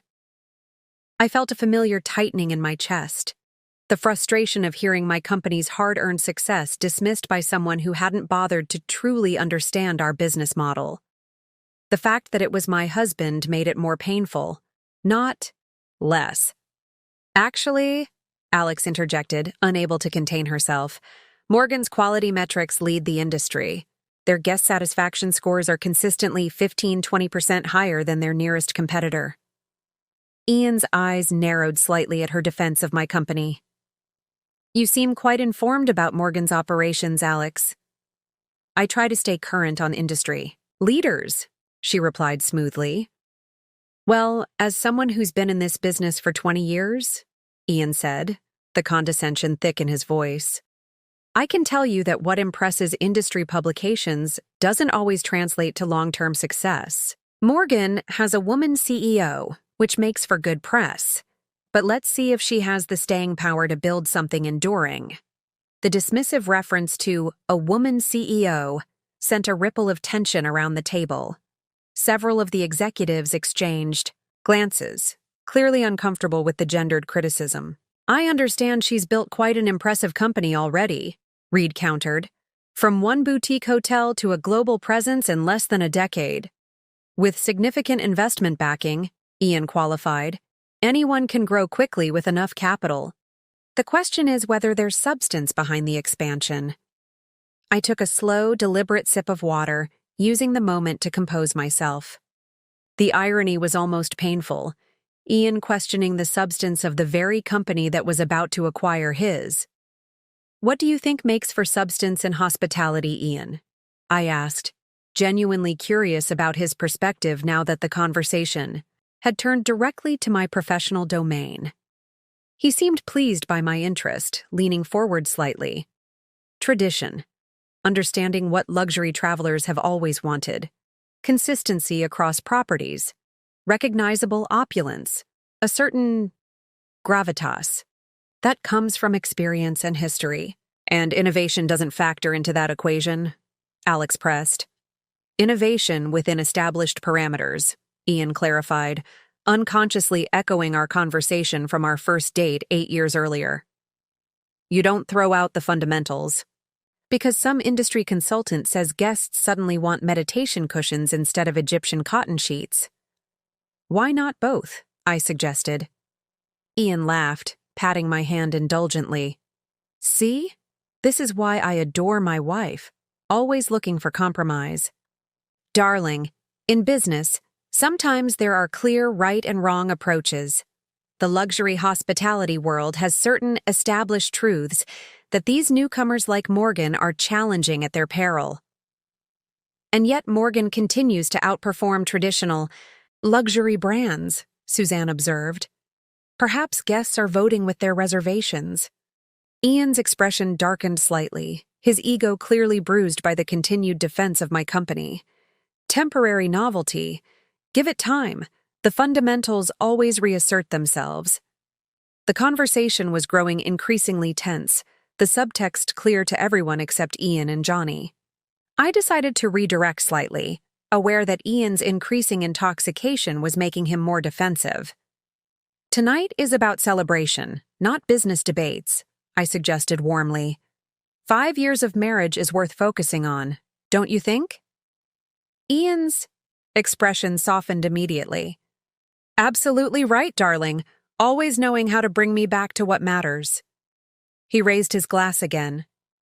To my beautiful wife, who understands that her place is supporting my vision, not competing with it. The backhanded compliment hung in the air, its implications impossible to miss. Around the table, I could see the executives' reactions ranging, from discomfort to barely concealed outrage on my behalf. How exactly does Brooke support your vision, Ian? Reed asked, his tone carefully neutral despite the challenging question. Ian seemed delighted by the opportunity to expound on my role. Brooke creates the perfect environment for me to succeed. She manages our home beautifully, hosts flawless events that build valuable social connections, and, most importantly, he squeezed my shoulder with what he clearly thought was affection. She never tries to insert herself into business matters she doesn't understand. The silence that followed was deafening. I could feel the collective tension from those who knew my true identity, their restraint palpable as they witnessed this public diminishment. That must be comfortable for you, Suzanne observed. Her careful phrasing barely concealing her disapproval. It's ideal, Ian confirmed, oblivious to the undercurrents. I've seen too many colleagues' marriages suffer because their wives suddenly decided they needed careers of their own, competing priorities, separate identities. He shook his head as if the very idea was absurd. Brooke understands that a successful marriage, like a successful business, needs clear roles. And your role is, Alex prompted, unable to hide her distaste entirely. To build something significant in the world, Ian replied without hesitation. To create a legacy. To lead. He gestured toward me. And Brooke's role is to support that mission, to create the foundation that makes it possible. I maintained my practiced smile, feeling the weight of every eye at the table. The assumptions underlying Ian's worldview were now fully exposed, his belief in a natural hierarchy where his ambitions automatically superseded mine, where my value was measured by how well I facilitated his success. What if Brooke wanted her own career? Reed asked quietly. Her own legacy? Ian laughed as if the question was absurd. Brooke knows where her talents lie. Don't you, darling? All eyes turned to me, the moment pregnant with possibility. I could end the charade now, reveal my identity before tomorrow's public announcement. But something held me back. Perhaps a desire to maintain control over the revelation. Perhaps a reluctance to create a scene that would overshadow the professional achievement of the acquisition. I believe everyone should use their talents effectively, I replied diplomatically. Exactly, Ian agreed, completely missing my careful phrasing. And Brooke's talents are in creating beautiful environments and meaningful social connections. She's exceptional at it, the perfect corporate wife, the perfect corporate wife. The phrase landed heavily, reaffirming that after 5 years of marriage, Ian still saw me primarily as an extension of himself, an accessory to his professional identity, rather than a person with ambitions of my own. I'm curious, Ian, Alex said, leaning forward slightly. In today's world, don't you think the concept of a corporate wife is somewhat outdated? His expression hardened slightly. Not at all. Traditional roles endure because they work, just like in business. Morgan Hospitality can push all the progressive narratives they want about changing luxury expectations, but fundamentally guests want the same things they've always wanted. And, in marriage, he squeezed my shoulder again, A clear division of responsibilities creates harmony. And what would happen, Suzanne asked carefully, if that harmony was disrupted? If the traditional roles were reversed? Ian laughed, dismissively. You mean if I stayed home while Brooke ran a company? I think we all know that's not playing to our respective strengths. The condescension in his tone was unmistakable. Around the table, I noticed several executives shifting uncomfortably, aware of the dramatic irony unfolding before them. You don't think Brooke could run a company? Reed pressed, unable to resist the opening. Brooke? Ian glanced at me with indulgent affection. She's brilliant at what she does. Organizing our lives, managing our social calendar, running her little foundation. But the corporate world? The cutthroat hospitality industry? That requires a different temperament entirely. What temperament is that? Alex asked, her tone deceptively light. Decisiveness, strategic thinking, the ability to make tough calls without emotion clouding judgment. Ian raised his bourbon in a small salute to himself. Not everyone is built for that kind of pressure. Brooke thrives in her sphere, and I thrive in mine. That's why we work so well together. I felt a complex mix of emotions swirling beneath my carefully maintained composure. On one level, there was anger at being so fundamentally misunderstood by the man who claimed to love me. On another, there was a strange anticipation of tomorrow's revelation, when Ian would be forced to confront the fact that I possessed exactly the qualities he assumed I lacked. I'd say Brooke has excellent judgment, Reed commented, his gaze meeting mine briefly. In social matters, absolutely, Ian agreed, completely missing the subtext. She can read a room better than anyone, knows exactly which wine to pair with which course, which guests should be seated together, which charity causes will resonate with our circle. He turned to me with what he clearly thought was a compliment.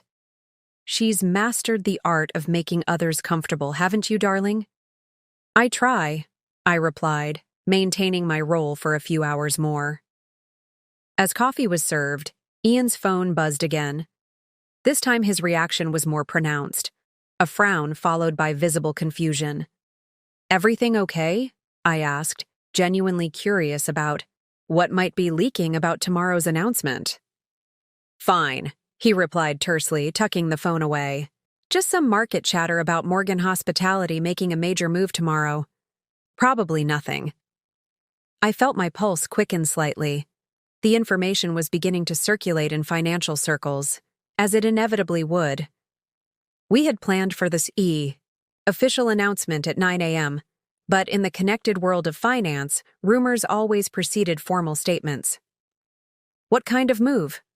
Johnny asked, interested. Acquisition speculation, Ian dismissed, though who they think they're acquiring is anyone's guess. Probably another one of those boutique eco-lodges or some wellness retreat. He shook his head. As if anyone wants to pay luxury prices to eat kale and meditate. Alex caught my eye, briefly, silently asking if I wanted to redirect the conversation. I gave an almost imperceptible shake of my head. Let this play out naturally. Actually, Reed said carefully, I've heard Morgan Hospitality might be looking at more traditional properties, expanding their portfolio in interesting ways. Ian scoffed. Good luck to them. Traditional luxury requires a certain understanding of fundamentals that I doubt their leadership grasps. Their CEO seems quite capable, Suzanne observed mildly. Her track record speaks for itself. On paper, perhaps, Ian allowed. But there's more to leadership than metrics. There's presence, authority, a certain gravitas that you can't fake. And you don't think Brooke Morgan has that gravitas? Alex asked, barely concealing her amusement at the direct reference to me. Ian laughed. I've never met her, so I can't say. But generally speaking, the hospitality industry requires a certain commanding presence that women often struggle to project. No offense to the ladies present, he added, gesturing inclusively to Alex and Suzanne. But there's a reason traditional luxury hotels have historically been led by men. Guests respond to that authority. The casual sexism hung in the air, all the more striking for how unconsciously it was delivered. Ian genuinely seemed to believe what he was saying, to see no problem with his worldview. Interesting perspective, Reed said diplomatically. Though I must say, in my experience working with Morgan Hospitality, their leadership demonstrates remarkable presence.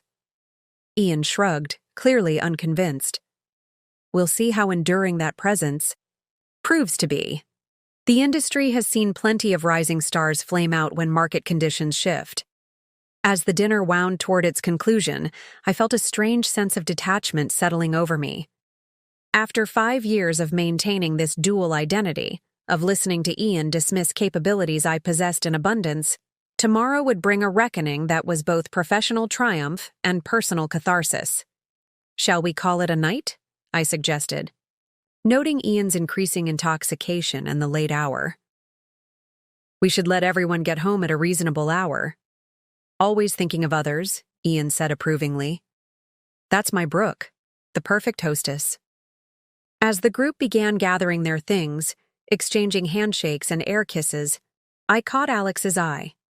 She moved closer under the pretense of saying goodbye. Are you sure about tomorrow? She asked quietly. Once the announcement goes live, there's no going back. I glanced at Ian, who was loudly explaining his expansion vision to a clearly uncomfortable Reed. I'm sure, I replied softly. It's time for the worlds to collide. Alex squeezed my arm supportively. We'll be ready for whatever comes. The team is behind you, professionally and personally. As we said our final goodbyes, Reed approached me while Ian was distracted with settling the bill. That was educational, he commented dryly. 8 years of hospitality leadership, and apparently I lack gravitas, I replied with a small smile. If he only knew. Reed shook his head. Tomorrow will be quite the revelation. For everyone, I agreed. The ride home was quiet. Ian lost in thought about the strange text messages he'd received, me contemplating the impending collision of my separate worlds. The bourbon had mellowed him somewhat, replacing his earlier bombastic energy with a more subdued reflection. Did you enjoy the evening? He asked, as our car navigated the late-night streets of Manhattan. It was memorable, I replied truthfully. You seemed quiet toward the end. I glanced at him, wondering if he had finally noticed my reaction to his dismissive comments. Did I? He nodded absently. Probably tired from all the planning. You put so much effort into these events. And there it was again. The assumption that my quietness must be physical fatigue from party planning rather than emotional exhaustion from being consistently underestimated. Yes, I agreed softly. It's been a long day. As our car pulled up to our building, Ian helped me out with the automatic courtesy that had always characterized our relationship. Whatever his flaws, he had always been technically considerate, holding doors, pulling out chairs, offering his coat if the temperature dropped. It was the deeper consideration, recognizing my capabilities, respecting my intelligence, seeing me as a full person rather than an extension of himself, that had been consistently absent. Thank you for a lovely anniversary, he said as we rode the elevator to our penthouse. It was certainly one to remember, I replied, the understatement of the decade given what would unfold tomorrow. In our bedroom, as Ian loosened his tie and prepared for sleep, he seemed to be mulling over something. Those texts about Morgan Hospitality making a move tomorrow, he said finally. Do you think there's anything to them? I met his gaze in the mirror as I removed my earrings. I suppose we'll find out in the morning. He nodded, seemingly satisfied with my non-answer. Whatever it is, it won't affect the Al Nasser deal. They're committed to traditional luxury, not whatever trendy concept Morgan is pushing these days. I said nothing, simply continuing my evening routine as I had for 5 years. removing makeup, changing into nightwear, applying face cream. The familiar choreography felt surreal, knowing it was the last night of our old reality. "Brooke?" Ian said as we settled into bed. "Yes?" "Thank you for understanding what I need. Not every man is fortunate enough to have a wife who truly knows her place." In the darkness, he couldn't see my expression. The complex mix of sadness, frustration, and anticipation that his words evoked. "We all find our place eventually, Ian," I replied softly. "Sometimes it's just not where others expect us to be." He made a sleepy sound of agreement, missing the deeper meaning entirely.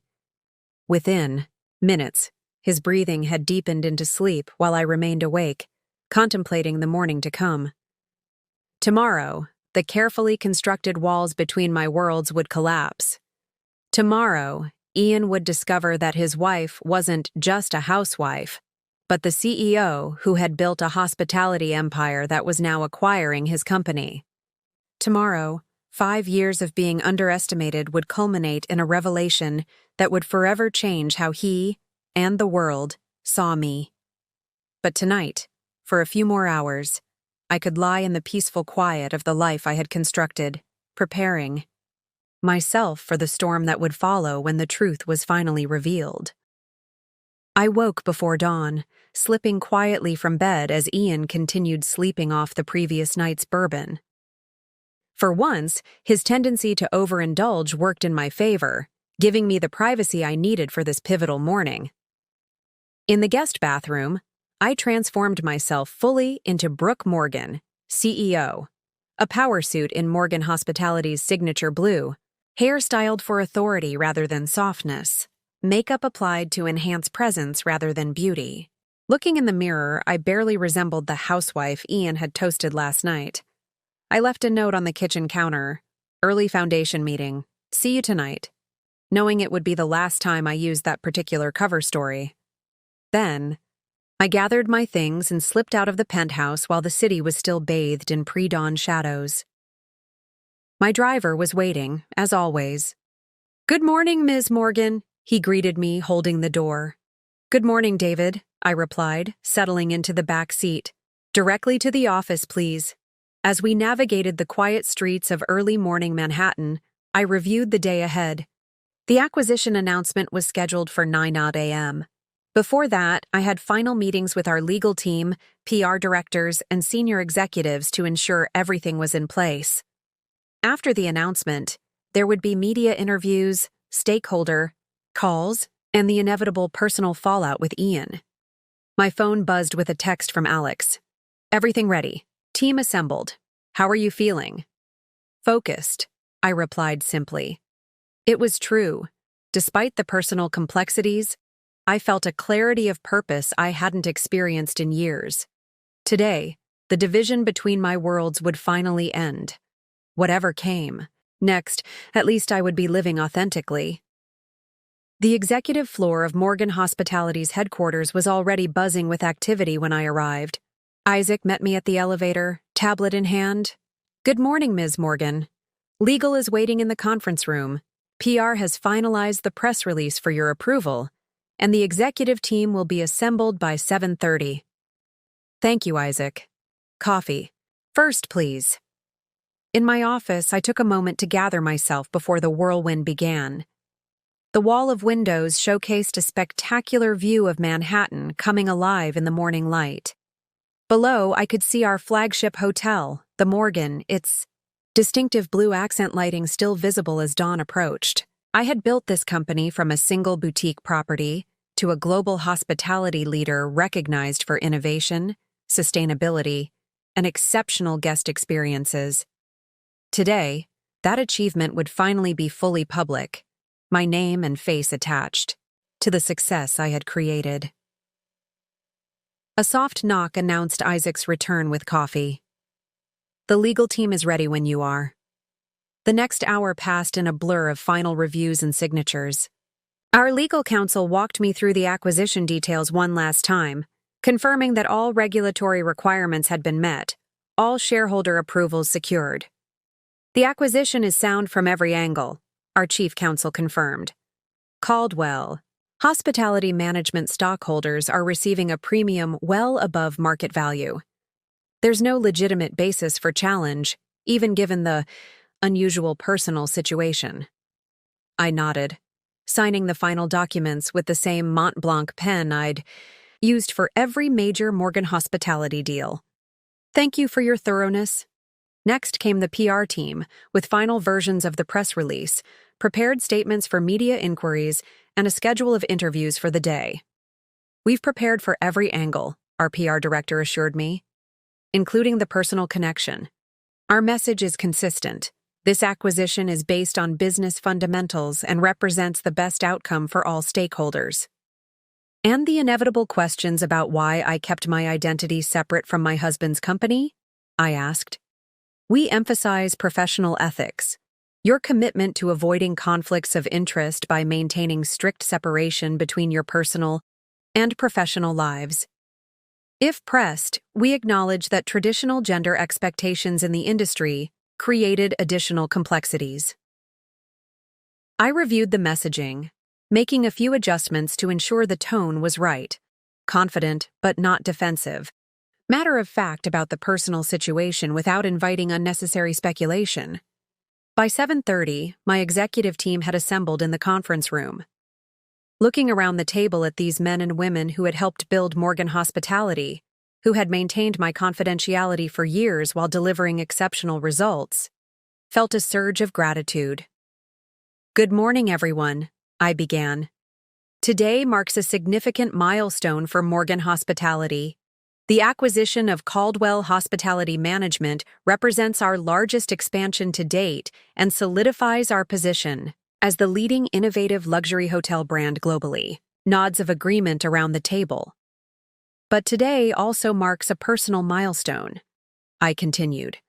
After today, I will no longer be maintaining separate personal and professional identities. The world, including my husband, will know me as Brooke Morgan, CEO of this company. Alex spoke up. I think I speak for everyone when I say we're honored to have been part of building this company with you, and we're prepared for whatever comes next. Murmurs of agreement echoed around the table. Thank you, I said simply. Now, let's review the final integration plan for Caldwell Properties. For the next hour, we discussed operational details, which Caldwell Properties would be rebranded immediately, which would undergo renovation before joining the Morgan portfolio, and how key personnel would be integrated into our organization. Throughout the discussion, I maintained my focus on business fundamentals, pushing personal considerations aside. At 8:30, Isaac appeared at the conference room door. Ms. Morgan, I have an update on Mr. Caldwell's movements this morning. I had arranged discreet monitoring of Ian's schedule, wanting to be prepared for his reaction once the news broke. He arrived at Caldwell headquarters 20 minutes ago, Isaac reported. According to his assistant, he has a 9 a.m. meeting scheduled with his executive team regarding the Al Nasser investment. Perfect timing. Ian would be surrounded by his leadership team when the announcement broke, just as I would be surrounded by mine. Thank you, Isaac.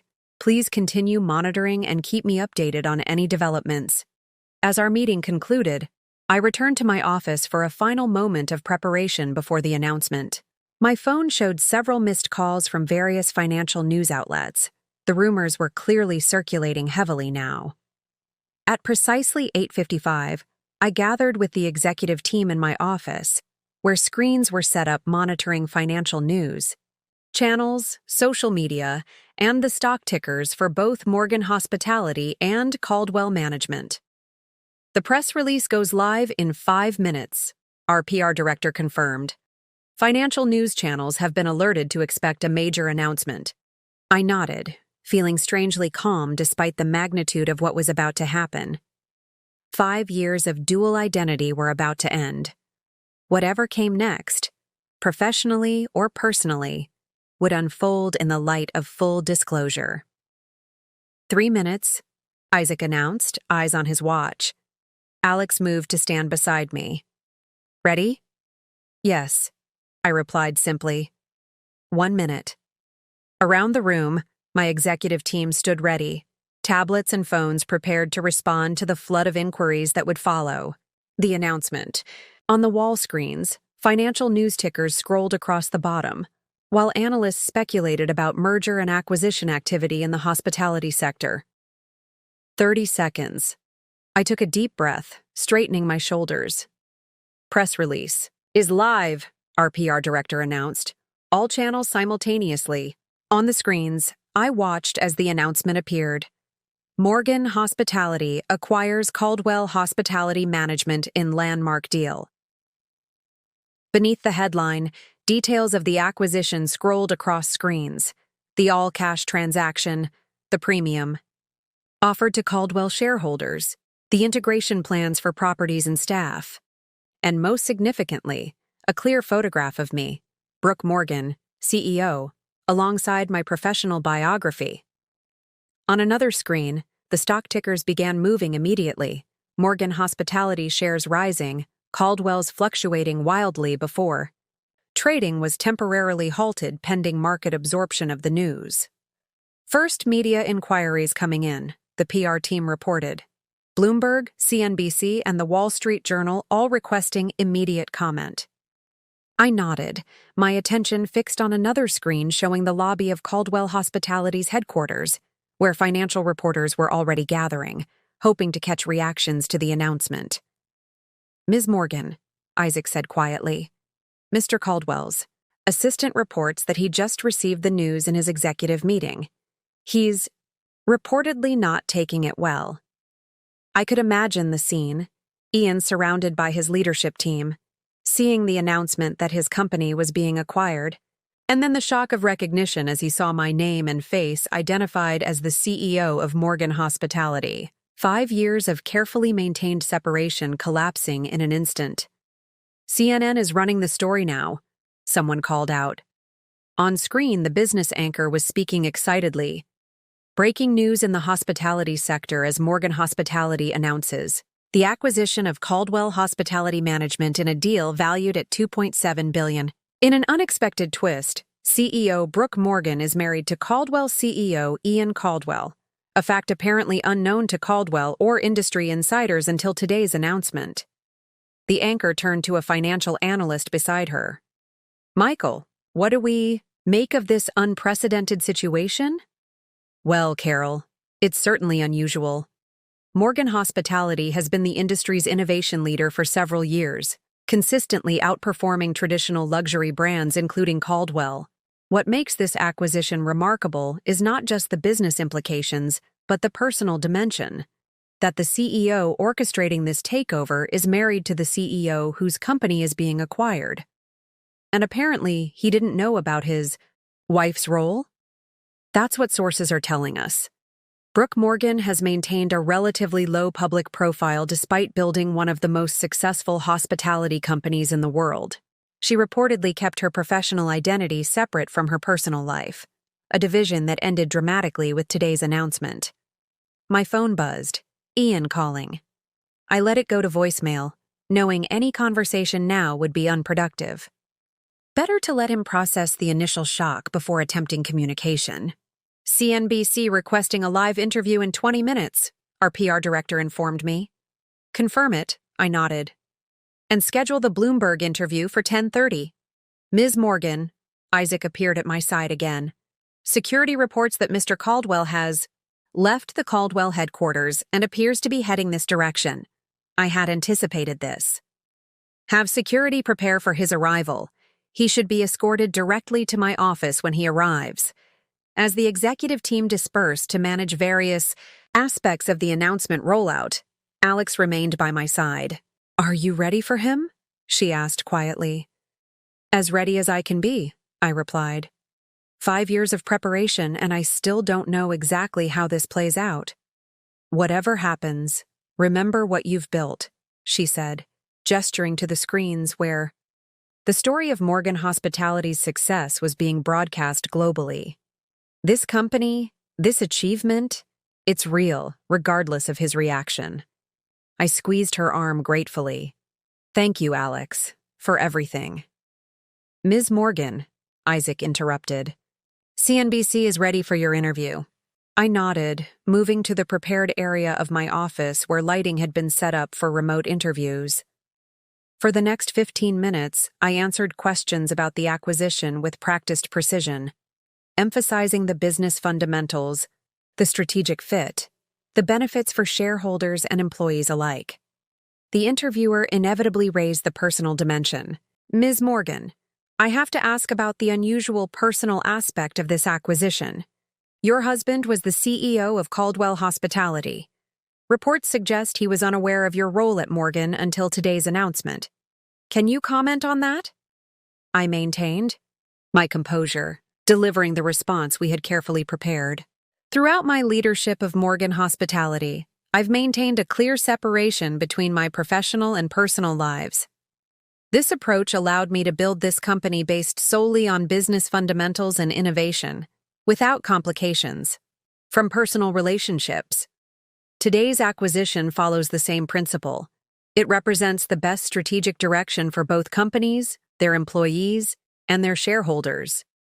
But wasn't your husband blindsided by this announcement? I don't discuss private family matters in business contexts, I replied firmly.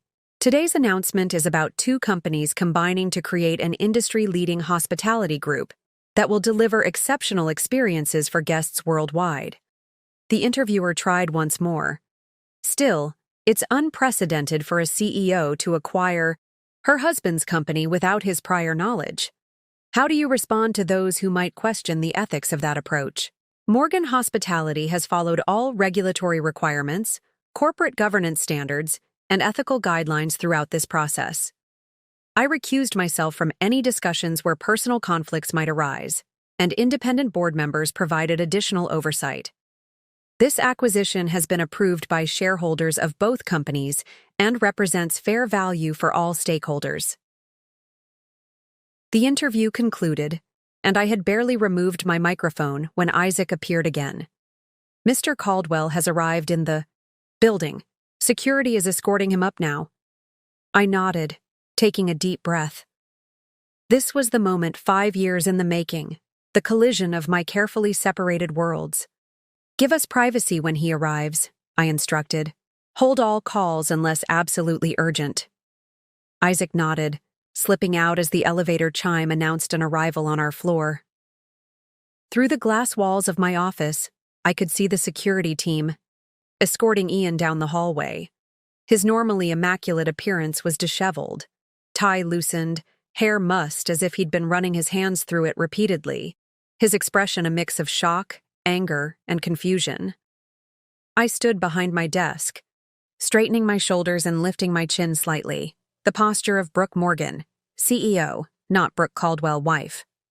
This conversation would set the tone for everything that followed, and I was determined to maintain my professional dignity regardless of Ian's reaction. The security team stopped at my office door. I nodded, giving permission for Ian to enter. Alone. The door opened. Ian stopped on the threshold, staring at me as if seeing a stranger. In many ways, he was. The woman standing behind the CEO's desk in a power suit and confident posture bore little resemblance to the supportive wife he believed he had married. Brooke? His voice held disbelief, as if he still couldn't reconcile the woman before him with the wife he thought he knew. Hello, Ian, I replied calmly. Please come in.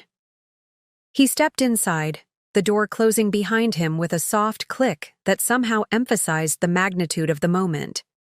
His gaze darted around my office, taking in the expansive space, the wall, of windows overlooking Manhattan, the multiple screens still displaying news of the acquisition, the awards and recognitions lining the credenza behind my desk. What is this? He finally managed, gesturing vaguely at the surroundings. What the hell is happening? Please, sit down. I indicated the chairs across from my desk. I don't want to sit down. His voice rose sharply. I want to know what the fuck is going on. I wake up to find you gone. Go to my office for a meeting about the Al Nasser investment, and suddenly every screen is announcing that Morgan Hospitality is acquiring my company, and that my wife is the CEO of Morgan? I met his gaze steadily. Yes, I am Brooke Morgan, CEO of Morgan Hospitality Group. I have been for 8 years, since before we met. Ian stared at me, his expression cycling through disbelief, confusion, and dawning anger. This is impossible. This is some kind of elaborate joke.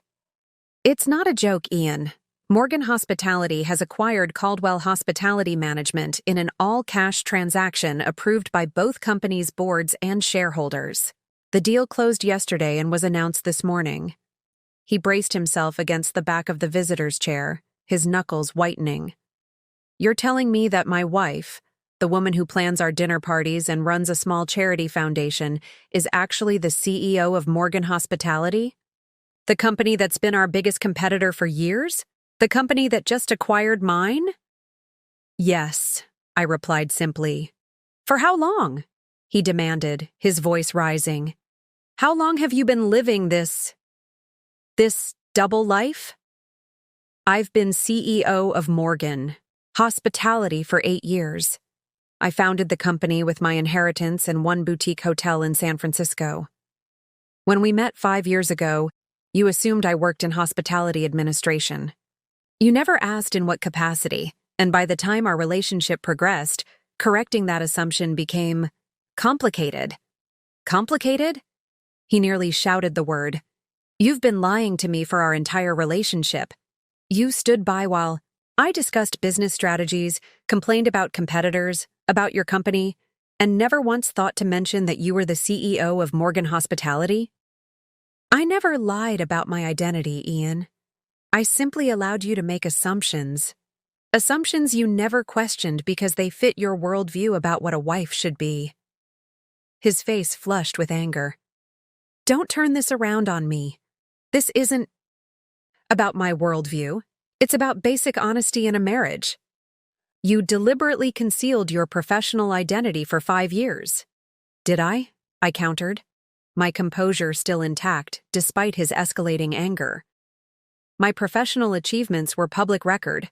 Morgan Hospitality's CEO was named in every press release, every annual report, every industry recognition.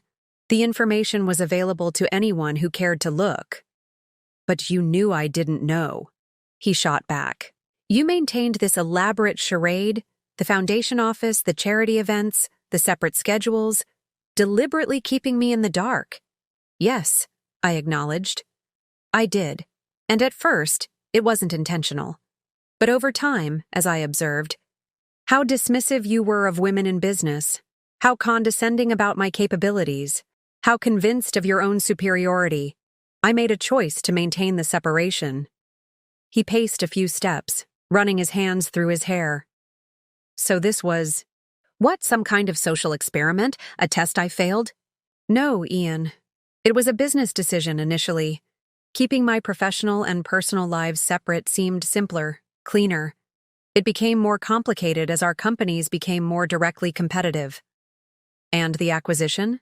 Was that a business decision too? Or was it personal, revenge for all the times I allegedly underestimated you? I maintained eye contact, refusing to be provoked into matching his emotional tone. The acquisition was recommended by our strategy team, approved by our board, and accepted by your shareholders because it represents the best value for all stakeholders. My personal connection to you was disclosed to our board, and I recused myself from specific voting situations where conflicts might arise. How magnanimous, he sneered. Following proper corporate governance while destroying my company and humiliating me professionally. The company was already struggling, Ian. Caldwell Hospitality has posted declining revenues for 6 consecutive quarters. Your traditional model isn't connecting with today's luxury travelers.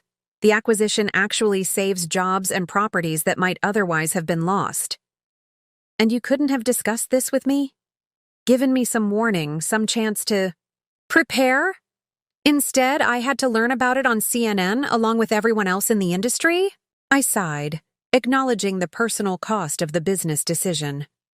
I considered telling you privately, but each time I imagined that conversation, I couldn't see a path where it ended productively. Your reaction now confirms that assessment. My Reaction? He laughed incredulously. What did you expect? Gratitude that my wife secretly orchestrated a hostile takeover of my company? It wasn't hostile, Ian. Your board and shareholders approved the deal because it offered premium value above market price. And as for what I expected, I paused, choosing my words carefully. I wasn't sure. Perhaps shock, certainly. Anger, probably. But maybe eventually, a recognition that I built something significant. The very thing you claimed last night that women lack the capability to create in this industry. The reminder of his words from the previous evening's dinner struck home. I could see the memory flash across his face, his confident assertions about women in hospitality, his dismissive comments about Morgan's leadership, his patronizing remarks about my capabilities, all delivered in front of executives who knew the truth. Last night, he said slowly, realization dawning. They all knew, didn't they? Reed, Suzanne, Alex, they all knew you were their boss, not just my wife. Yes, I confirmed. They knew. So I was the entertainment, the joke, the clueless husband proclaiming his business expertise to his wife's employees. No one was laughing at you, Ian. They were uncomfortable with the situation. Several of them suggested I should tell you sooner. Then why didn't you? He demanded, the hurt now visible beneath the anger. 5 years, Brooke. 5 years of deception. Moved from behind my desk, reducing the physical barrier between us. The longer it continued, the harder it became to end. At first, it was just a withheld detail. Then it became a pattern of omission. Eventually, it was a full-fledged secret identity. Each passing day made revelation more difficult, not less. That's not an answer, he pressed. Why maintain the charade for so long? What did you gain from it? I considered the question carefully, owing him honesty now, if nothing else. Perspective, I said finally. I gained perspective that few women in my position could ever access. I saw firsthand how differently I was treated when perceived as just a housewife versus a CEO. I experienced the casual dismissal of my intelligence, the assumptions about my capabilities, the condescension masked as affection. So I was your case study in sexism? Your living research project? His voice was bitter. No, Ian. You were my husband. A husband who believed he knew me while fundamentally misunderstanding who I was. A husband who claimed to value me while consistently underestimating me. A husband who declared me perfect precisely because I appeared to have no ambitions that might compete with his. He flinched at the accuracy of the assessment. And now? What happens now? A soft knock interrupted us. Isaac's voice came through the intercom. Ms. Morgan, Bloomberg is ready for your interview in 5 minutes. Thank you, Isaac. I'll be right there. I turned back to Ian. I have media commitments for the next several hours. This is a significant business announcement that requires my attention regardless of our personal situation. Of course, he said, his tone suddenly flat. Business first. Isn't that what you've always prioritized? The accusation stung, but I didn't allow it to show. I've prioritized building something meaningful, something significant, just as you have, Ian. The difference is that I've had to do it while maintaining a separate identity to accommodate your expectations of what a wife should be. My expectations? He laughed bitterly. What about basic expectations of honesty in a marriage? Or does your achievement exempt you from that obligation? No, I acknowledged. It doesn't. And we can discuss this at length later. But right now, I have responsibilities to our employees, shareholders, and partners that can't wait. Our employees? He seized on the phrasing. They're your employees now, aren't they? Just like I'm effectively your employee, if I even still have a position. Your role at Caldwell will transition as outlined in the acquisition documents, I said, deliberately maintaining professional language. As with all executives, there will be evaluations to determine optimal positioning within the integrated organization. Perfect corporate speak, he sneered. Very CEO-like. Much more authentic than the supportive wife act you've been performing. The comment cut deeper than I wanted to admit. Had my role as his wife been merely a performance? No. There had been genuine connection, real affection, authentic moments. The deception had been about my professional identity, not my feelings. Ian. I softened my tone slightly. I understand this is shocking and painful. I'm not dismissing that. But right now, there are thousands of employees waiting to hear what this acquisition means for their jobs, their futures. I need to address that responsibility. Always the responsible one, he said, his anger seemingly deflating into something closer to resignation. Fine, go be the CEO. We both know that's who you really are anyway. As he turned to leave, I called after him. Ian, we should talk tonight, properly, without the initial shock clouding everything. He paused at the door, not turning around. I don't know if there's anything left to say, Brooke, or even who I'd be saying it to, my wife or the CEO who acquired my company. The door closed behind him with a decisive click, leaving me alone in my office with the weight of 5 years of dual identity finally lifting, but bringing new complications in its wake. Isaac appeared moments later. Bloomberg is ready for you, Ms. Morgan.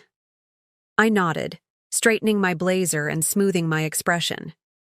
Whatever personal turmoil was unfolding, I had professional responsibilities that couldn't wait. The very qualities that had made me successful. As a CEO, focus, composure under pressure, the ability to compartmentalize, would now serve me in navigating the aftermath of my worlds colliding. I'm ready, I said, moving toward the interview setup. For the next 3 hours, I moved through media appearances with practiced precision, explaining the business rationale for the acquisition, outlining integration plans, addressing concerns about job security and brand positioning. The personal dimension was inevitably raised in every interview, but I maintained consistent messaging. This was a business decision based on market fundamentals. My personal connection to Ian Caldwell had been properly disclosed and managed through appropriate governance protocols. By early afternoon, the financial markets had rendered their initial verdict on the acquisition. Morgan Hospitality shares were up 11%, while trading in Caldwell Hospitality had been halted until the acquisition completed. Business analysts were predominantly positive about the strategic fit, with several noting that Morgan's innovative approach could revitalize Caldwell's struggling traditional properties. But beneath the professional execution, I felt the weight of the personal earthquake that had been triggered. My phone showed 17 missed calls from Ian, followed by a single text. I've gone to the Hamptons house. Don't follow me. I need space to process this. I respected his request, focusing instead on managing the business transition. My executive team rallied around me, handling operational details and providing the support I needed to navigate both the professional and personal dimensions of the day. How are you holding up? Alex asked during a brief break between calls. I'm fine, I replied automatically. Brooke? She pressed gently. It's me. You don't have to maintain the CEO facade. I sighed, allowing a glimpse of the emotional toll. It's complicated. Professionally, this is everything we've worked toward. The acquisition makes perfect strategic sense. The market reaction is positive. The integration plans are solid. But personally, your marriage may be collateral damage, she finished when I trailed off. Yes, I admitted. Though, in truth, I'm not sure what we really had. A marriage built on a fundamental misunderstanding of who I am. Was that ever real? Parts of it were, Alex suggested. The parts where he saw your intelligence, your grace under pressure, your ability to connect with people. Those insights were real, even if he misattributed their source. I considered her perspective, grateful for the nuance. Perhaps, but he never saw me completely, never recognized my capabilities in the domains he valued most. Is that a foundation that could have survived even without today's revelation? Before she could answer, Isaac appeared with an update. Caldwell executives are assembled in Conference Room A.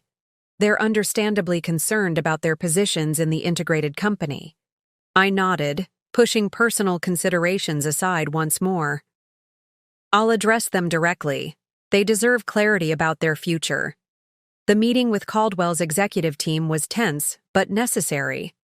These men and women had built their careers at a company that was now being absorbed into mine, and their anxiety was palpable as I entered the conference room. "Thank you all for coming," I began, taking the seat at the head of the table. "I understand this is an unsettling day for everyone associated with Caldwell Hospitality. I want to provide clarity about our integration plans and answer your questions directly." For the next hour, I outlined our approach, which positions would be maintained, which would be consolidated, how property management would transition, what the timeline looked like. I was honest about the challenges ahead, but also emphasized the opportunities created by combining our strengths.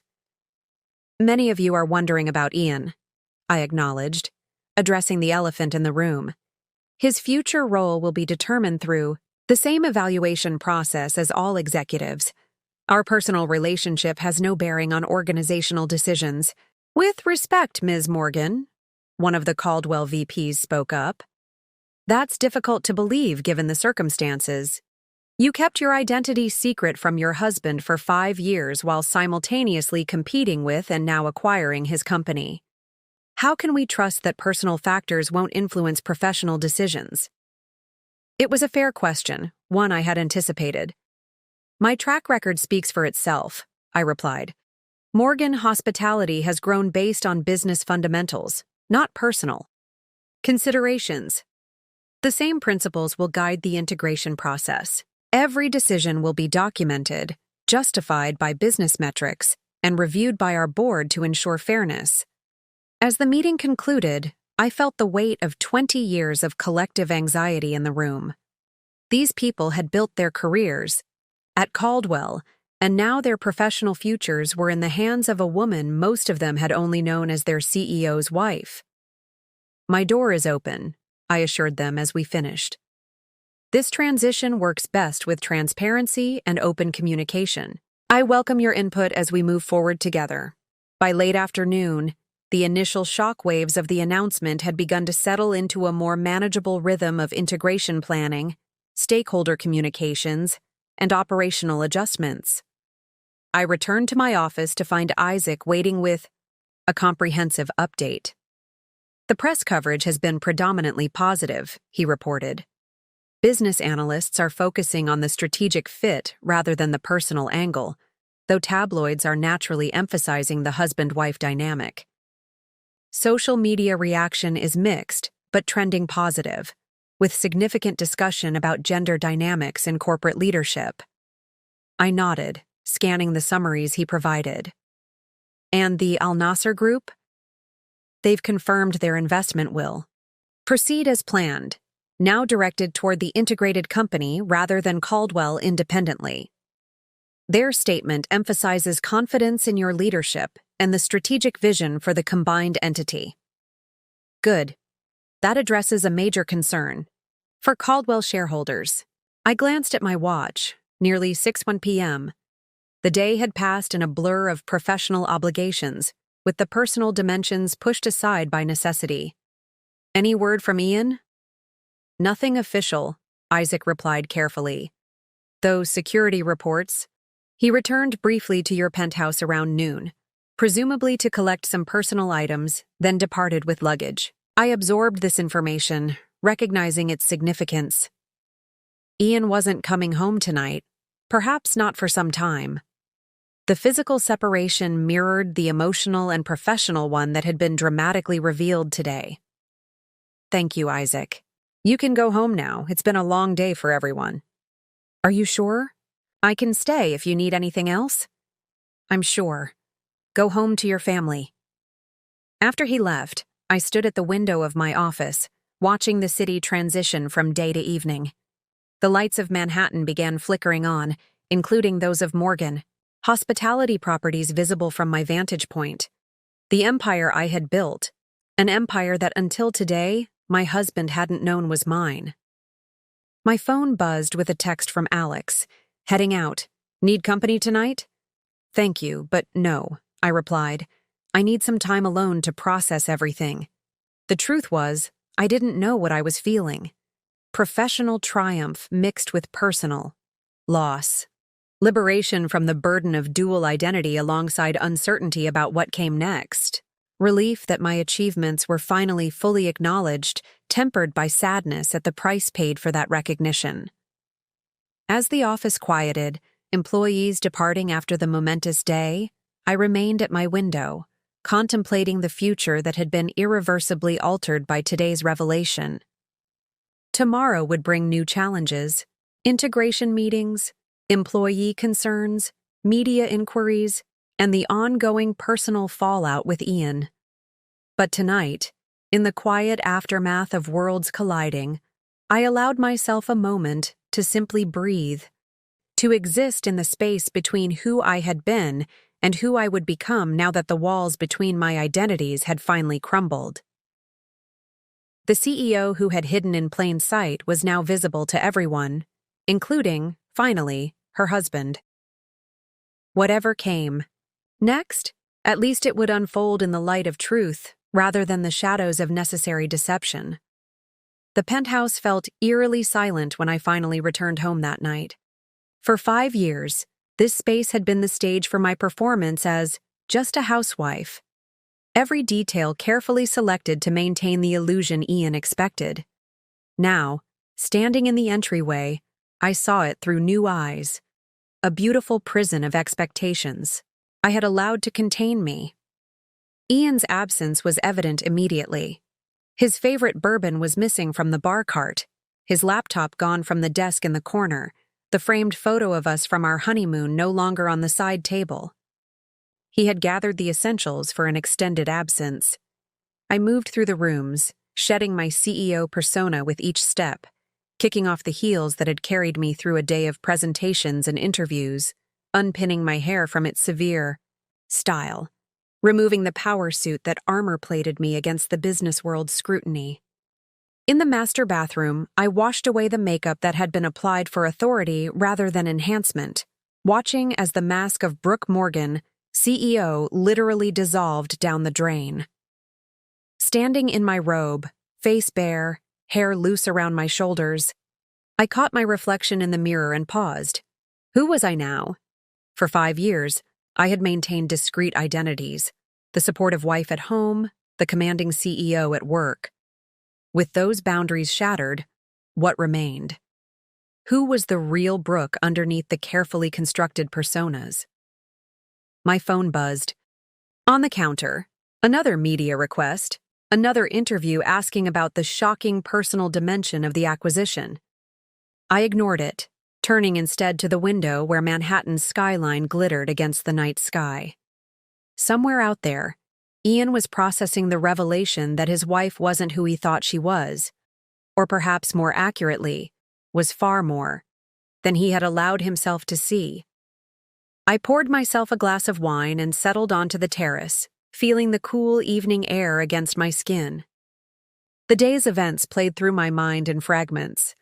Ian's face when he first entered my office, the expressions of the Caldwell executives as I outlined integration plans, the carefully worded media responses I had delivered again and again.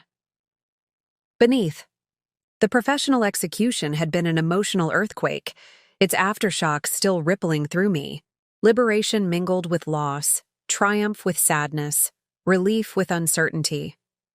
The weight of dual identity had been lifted, but in its place came the burden of reconciliation, or perhaps separation. My phone buzzed again. This time I checked it. A text from Reed Wilson. Remarkable performance today. The team is impressed with your grace under pressure. Let me know if you need anything. I appreciated his support, but didn't respond. What I needed tonight couldn't be provided by colleagues, no matter how well-intentioned. I needed space to process the transformation that had occurred, not just professionally, but personally.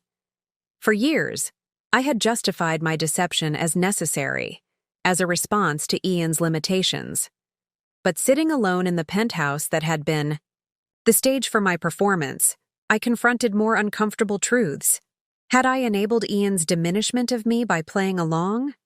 Had I, in maintaining the charade, been complicit in perpetuating the very stereotypes I claimed to reject?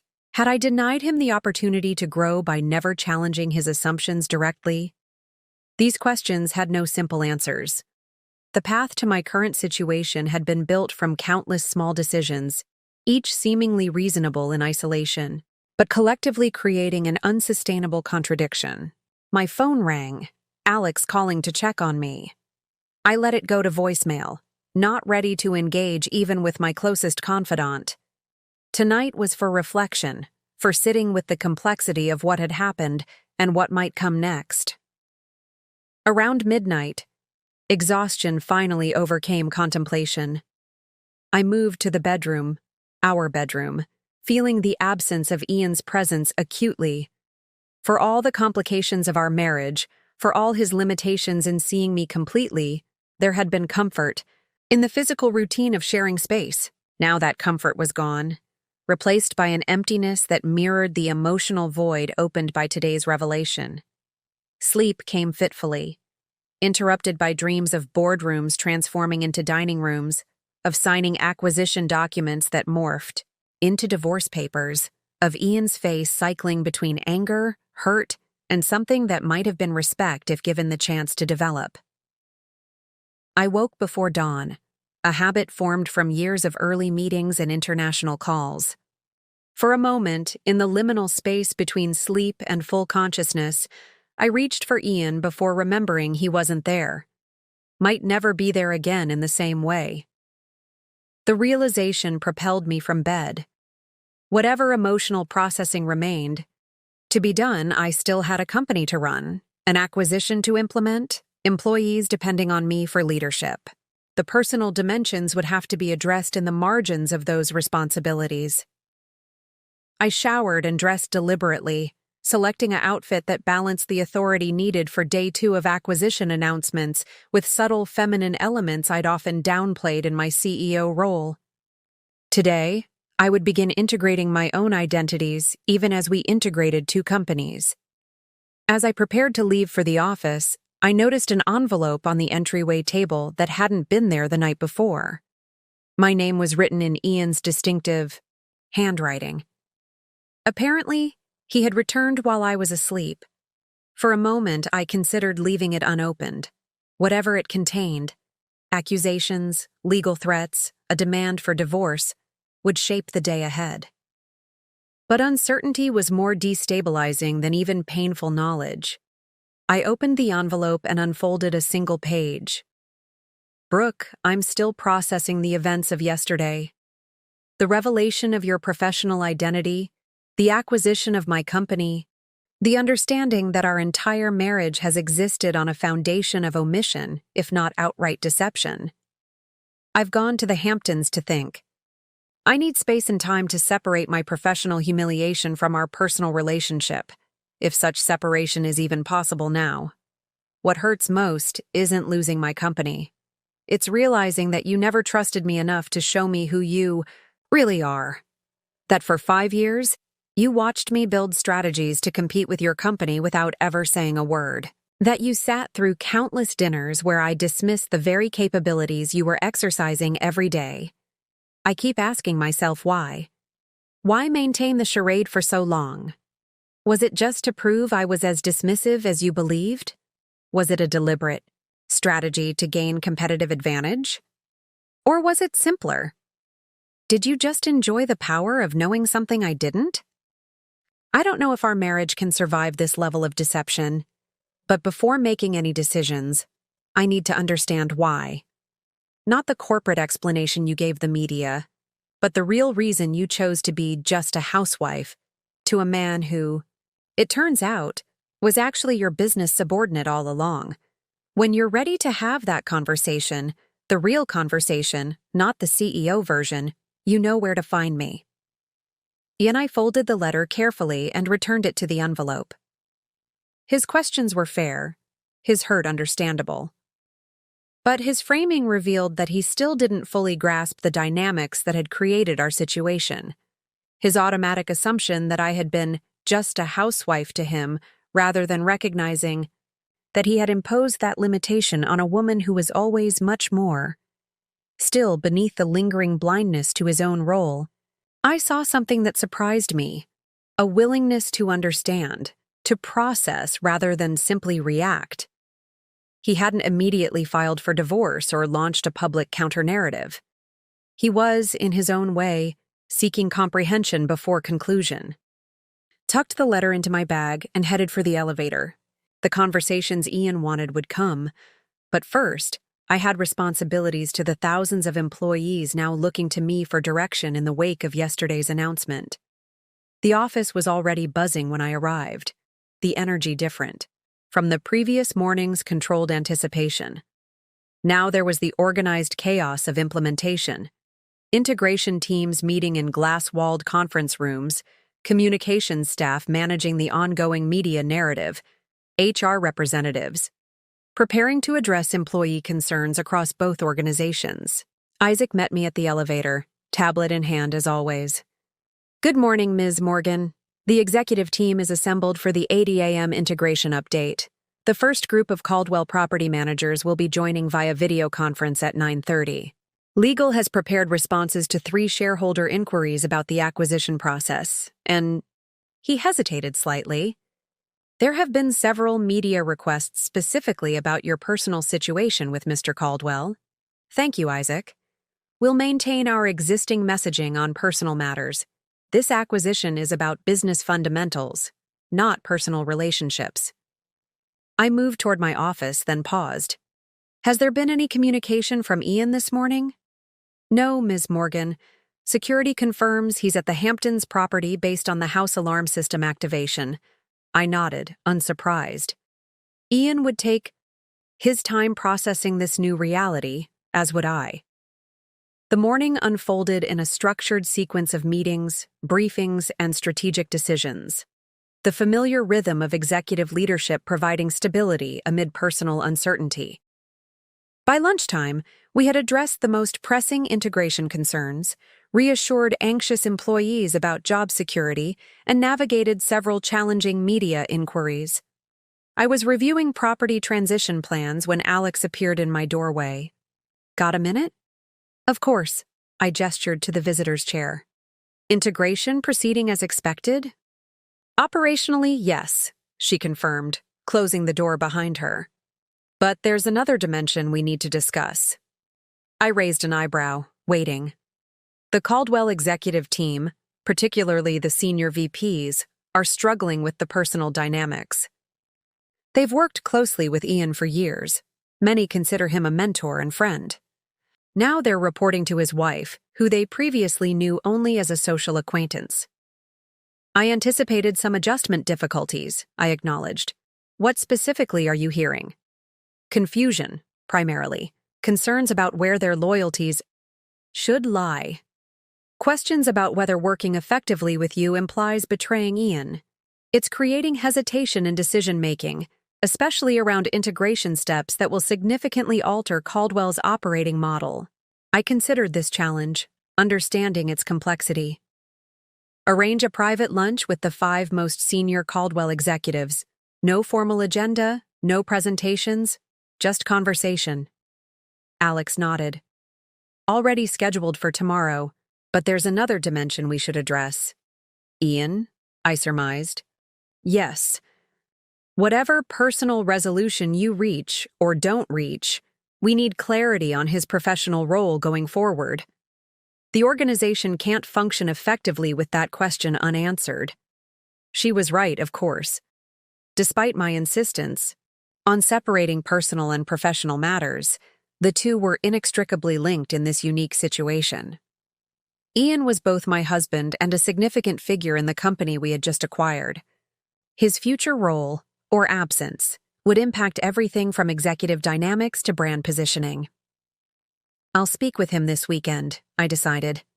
Until then, we maintain the position that all executive roles are being evaluated as part of the integration process, including his. Alex nodded, then hesitated. Brooke, how are you really? Not as CEO, but as a person whose life just underwent a seismic shift? The question caught me off guard. I'd been so focused on managing the professional dimensions that I'd pushed the personal aspects aside. I'm processing, like everyone else. Did he reach out? I nodded. A letter. He's at the Hamptons house thinking things through. Wants to understand why I maintained the deception for so long. And do you know the answer to that question? I sighed, allowing some of my carefully maintained composure to slip in the presence of my oldest friend. The easy answer is that it started small and grew until revelation seemed impossible. But the truth is more complicated. Usually is, Alex observed. Want to talk about it? Not yet, I admitted. I need to understand it myself before I can explain it to anyone else, including Ian. She accepted this with a nod. When you're ready, day or night, I'm here. After she left, I returned to the operational tasks before me. But Ian's question echoed beneath each decision, each conversation. Why? Why maintain the charade for so long? The professional answers were clear. Avoiding conflicts of interest, maintaining separation between competing companies, preventing complications in business relationships. But the personal ones remained murky, tangled in complex emotions and patterns established over years. By late afternoon, the immediate crisis management phase of the acquisition was transitioning into more structured implementation. I found myself, with a rare quiet moment, staring out my office window at the Manhattan skyline, the same view I'd contemplated the previous night from the penthouse. My phone buzzed with a text from Reed Wilson. Interesting development. Ian just requested a meeting with the Pinnacle executive team tomorrow morning. I frowned, surprised by this move. The Pinnacle executives now reported to me through the acquisition structure. What was Ian hoping to accomplish by meeting with them independently? Did they agree? I texted back. Yes, out of respect for his position, but they wanted you to know. Thank you for the transparency. Let me know what transpires. I set down the phone, considering the implications. This was Ian's first professional move since the acquisition announcement. Not withdrawal, not capitulation, but engagement with key stakeholders. Whether it represented acceptance, resistance, or something else entirely remained to be seen. My executive assistant appeared at the door. Ms. Morgan, the Wall Street Journal is requesting final comment for their feature on the acquisition. They're specifically asking about succession planning for leadership of the combined entity. Tell them leadership structure will be announced following the completion of our integration assessment, with a focus on positioning the most qualified executives to drive our combined growth strategy. The corporate speak flowed easily, masking the personal complications beneath the business decision. Would Ian have a place in the integrated company? Could he accept a position reporting to me, directly or indirectly? Could I effectively lead an organization with my husband in a senior role, given our unresolved personal situation? These questions had no immediate answers. Like so much about the current situation, they would unfold in the coming days and weeks, as both the professional integration and personal reckoning progressed. As evening approached, I made a decision. Instead of returning to the empty penthouse, I would go to our Hamptons house and begin the conversation Ian had requested. The organizational questions couldn't be fully resolved until the personal ones were at least addressed, and another night of separate processing wouldn't bring us closer to resolution. I called my driver and instructed Isaac to clear my Saturday morning calendar. Whatever came from the conversation with Ian, I would need space to process it before returning to professional obligations. The drive to the Hamptons provided time for reflection, for organizing the thoughts and feelings that had been suppressed beneath the demands of managing the acquisition rollout.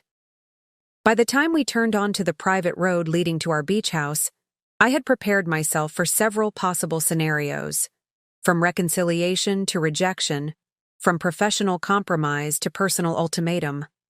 What I wasn't prepared for was the sight that greeted me as we approached the house.